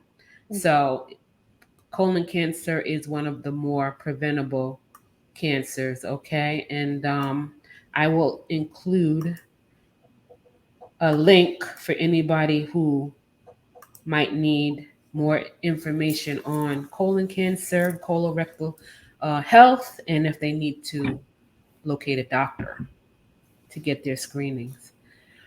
Thank you so much for sharing. That was a tough one. Yeah. I mean, compared to that, I don't have much to say about memories because we're still building. We're still building our memories. Of course, we have memories of the time that we spent together building our relationship and how it's grown over the last year or whatever. And then, spending time face to face also helps. But, nothing compared to that story you just told us. We haven't gotten to those milestones in our relationship yet. Um, it's inevitable, though, It is. it's inevitable. Tamara says, "Hey sis, Tamara, where you watching from? Hey sis, by the way, where you watching from? Listening from?" Okay, so we're almost done, ladies, and then you can go about your daily routines. Any particular aspect of your partner's culture that has enriched your life? I would say the music. Really? Yeah, the music and the food. Um, I always, I don't know, I've always had a love for everything West Indian and Caribbean my entire life. So it's only fitting that I would marry someone from that region. That's right. But yeah, and it's funny because when I look at all my friendships and everything, like everyone is yeah, like I don't know. I think I need to do my ancestry DNA or African ancestry or whatever. I just need to figure out where I came from because I don't feel like it's Nashville. You don't But think so? yeah, it's got to be because my spirit is somewhere else. It's not. It was not. It's not here. So yeah, the food. I love that style of cooking. I love cooking certain things for Shane and passing that down to our children, cooking for them. The music is just lovely. It's a lot of fun. I love high energy. So yeah, I would say that that's the biggest thing from his culture that he's brought into my life that I just absolutely make it mine. Right, right. That's what's up. What about you, Gina? Have you ever been to Zimbabwe? I have been to Zimbabwe. It's such a beautiful country. Okay. When I say beautiful, beautiful, actually, I surprised my mother-in-law after the funeral because it was during COVID. They had to like live screen the funeral, and so my daughter and I we end up going over there in July. Like I didn't tell her, but I did tell her children that I was going to come there and surprise her. And when I went, oh my God, like it was just it was an amazing trip. She was really Wow. shocked, of course, and she kept asking me, what can I do for you? And I'm thinking, why are you asking me what can you do for me? You already gave me a gift, your Wow. son, which was an amazing human being. I'm here now. I want to know what can I do for you because you Wow. gave me him already, and Oh my gosh. yes, I promise you, I think Netflix took the script of your life. For real. Everything that you just said, I was like, yep, that was episode 7 when she went to Italy after Right. Like, I was like, that was the 7th episode. Like, oh my goodness. Yeah, For real. Wow. this is real life. Like, Yeah. Well, no, and this is her actually. This is her real story too. The lady. wow. Yeah. So it's, Yeah. I think if she's in Dallas, I think y'all need to look up. For real, you need to look her up. Honey, So I now, was in a lot of widow groups, but I didn't like connect with anybody. I kind of just, when someone that you love passes away, you kind of just go into a little shell, like, Right, definitely. So his funeral was here. It wasn't. Yes, his funeral was in Dallas. He is because it's so funny because after a while when he started to get too sick, he couldn't speak anymore, right? Oh wow. So I had to, and this is now I will tell you, this is where the cultural differences came into play. Some stuff I was like, you know what? His oldest brother was the one who tried to call the shots on everything. And my little sister, she was like, no.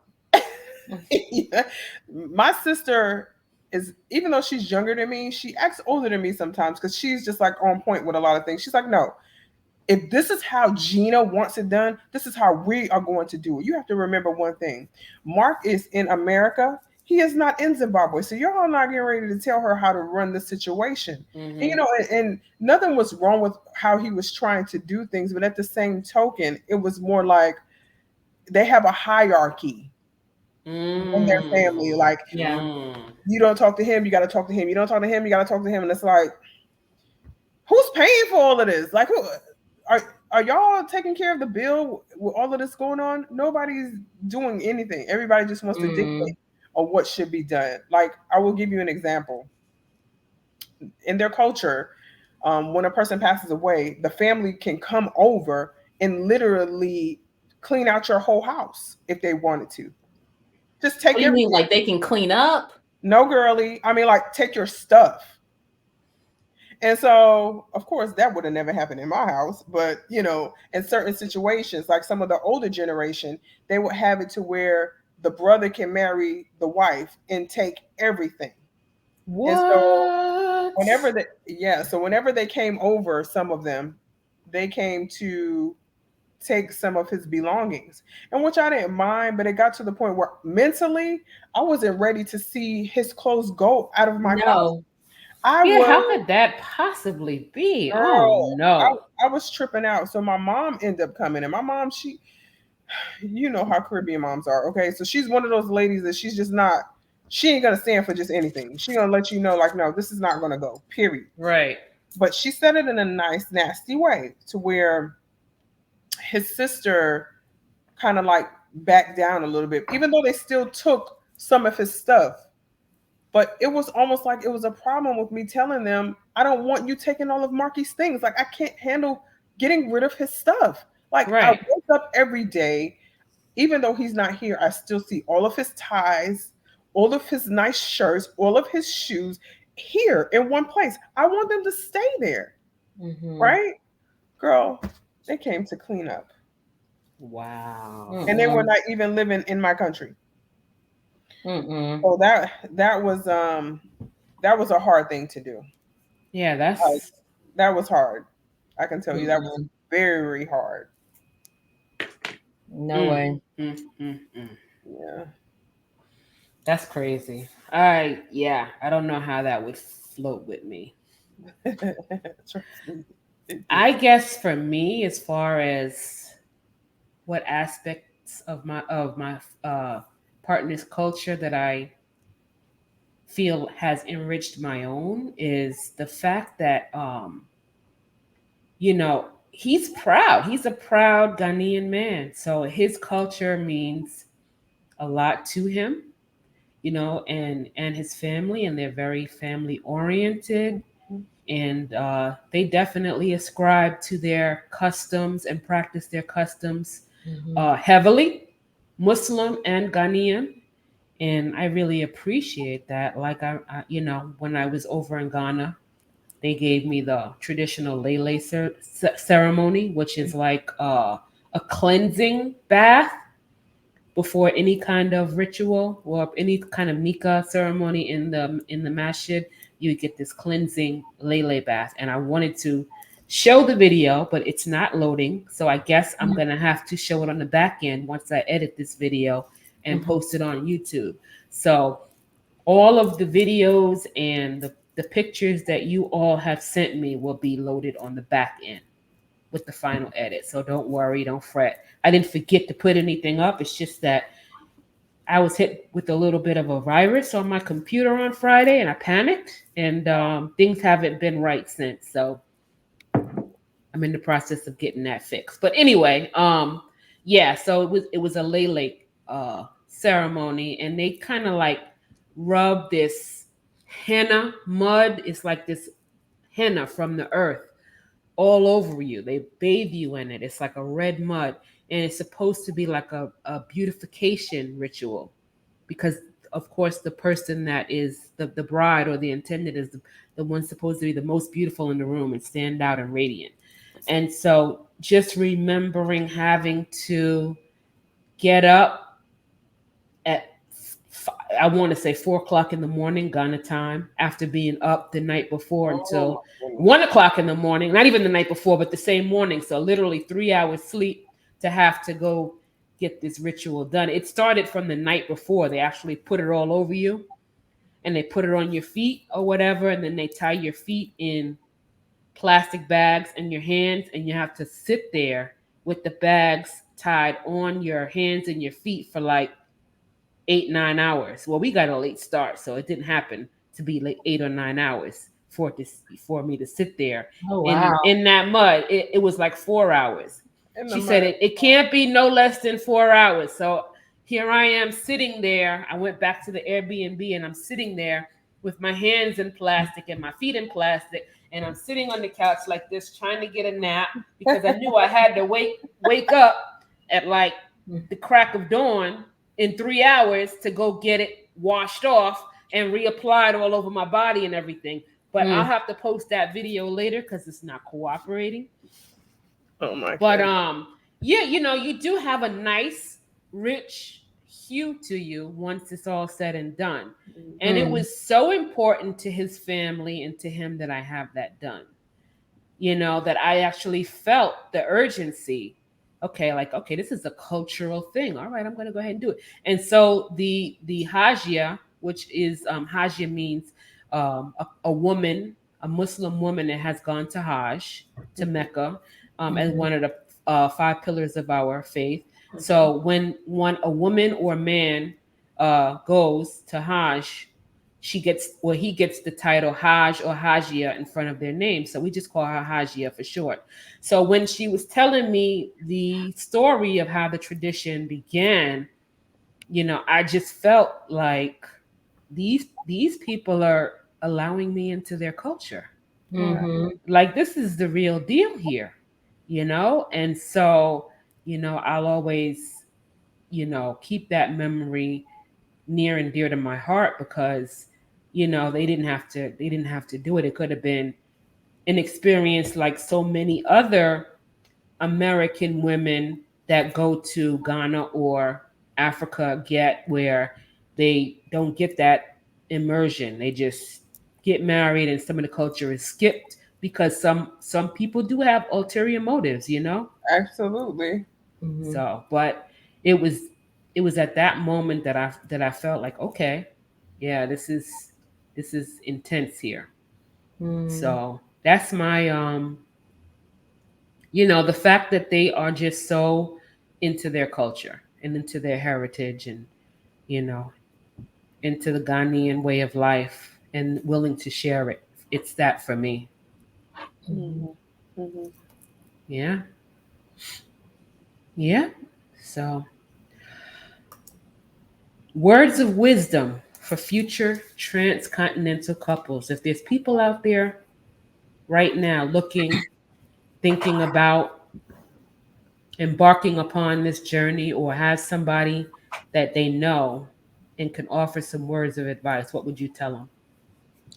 I would tell them to truly research the culture and know that that's something that you could actually get with and do. Don't get caught up in the butterflies and all that of that initial honeymoon period of not even honeymoon after the wedding. I'm talking like honeymoon when you first meet someone, that infatuation where it kind of puts blinders on you to see if this is something that you really want to do, because I feel like that's where a lot of these long distance transcontinental relationships fail, is because it's so exciting in the beginning and you tend to ignore a lot of red flags or yellow flags, so I think that that is a good piece of advice, just to be completely honest with yourself and to know that, hey, this is going to be some work. This is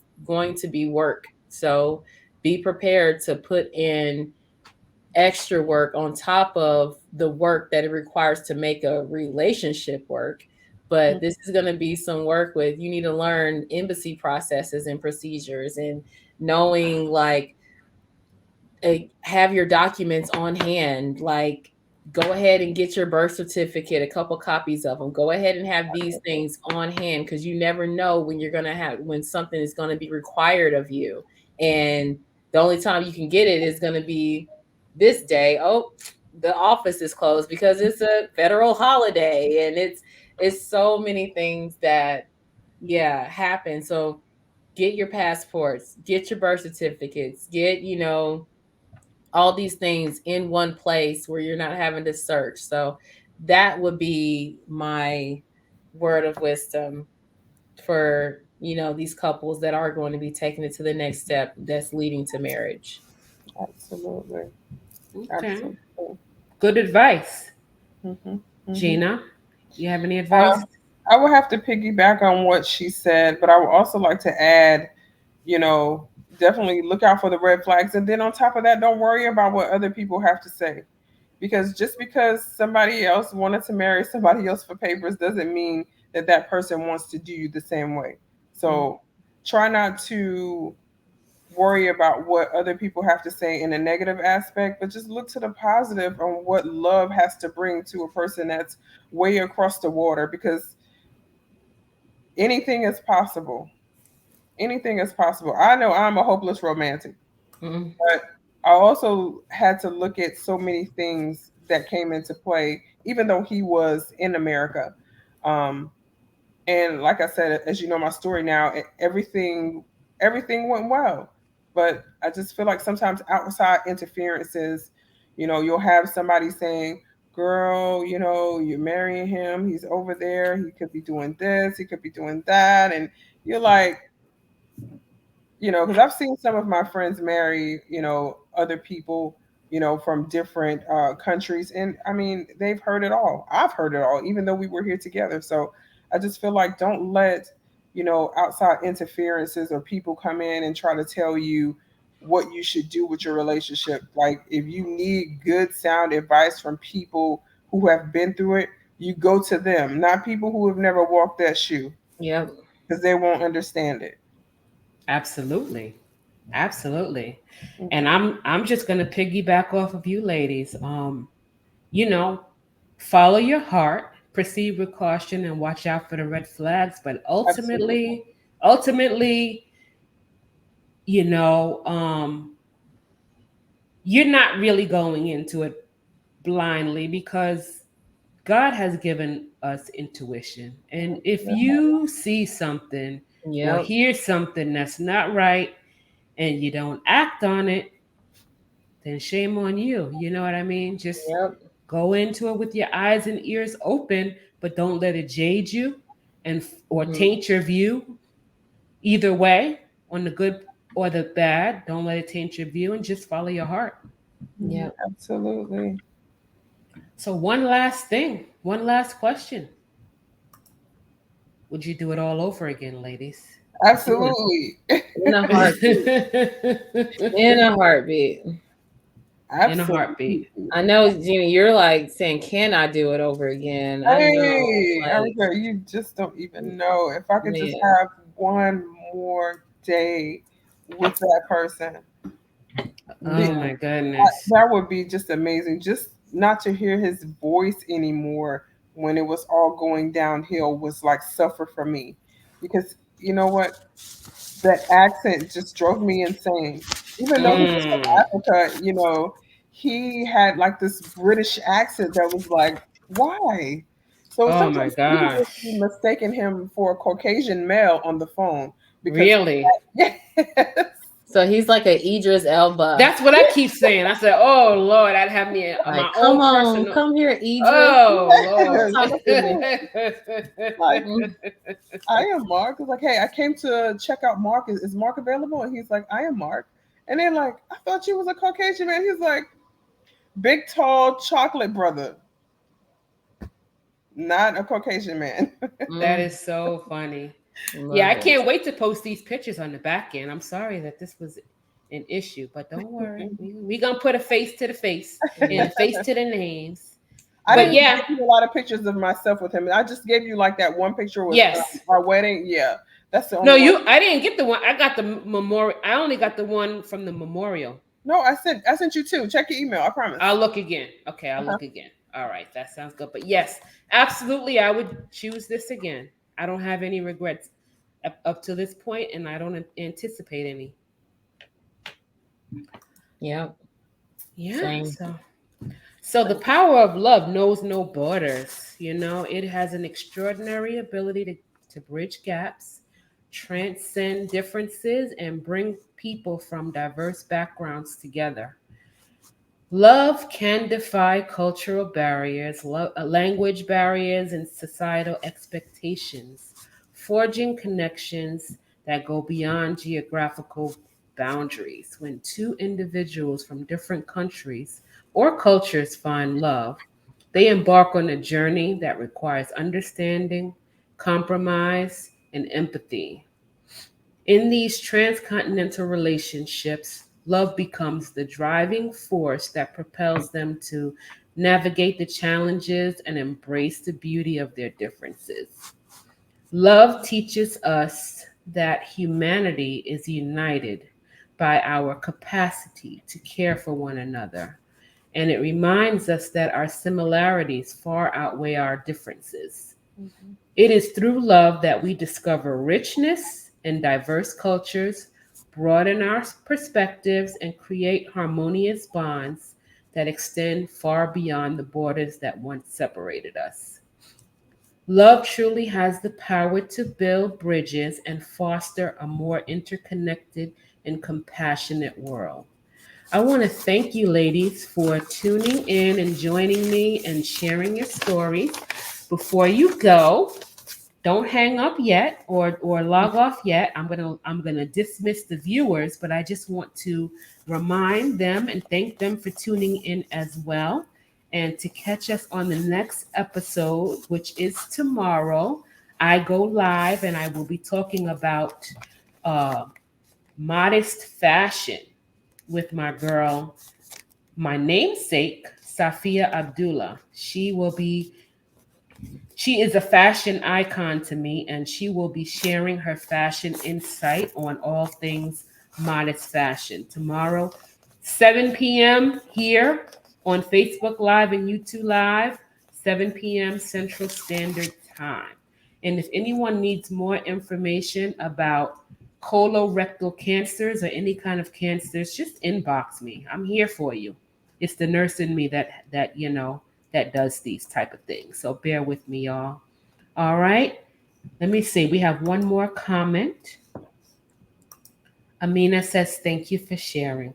You're welcome. Thank You're you welcome. for joining us. Thank you for tuning in, Amina. Yes. All right. And this is Saafiyah Lynette signing off. See you on the next Spilling the Tea. Thank you. Bye. Bye. Don't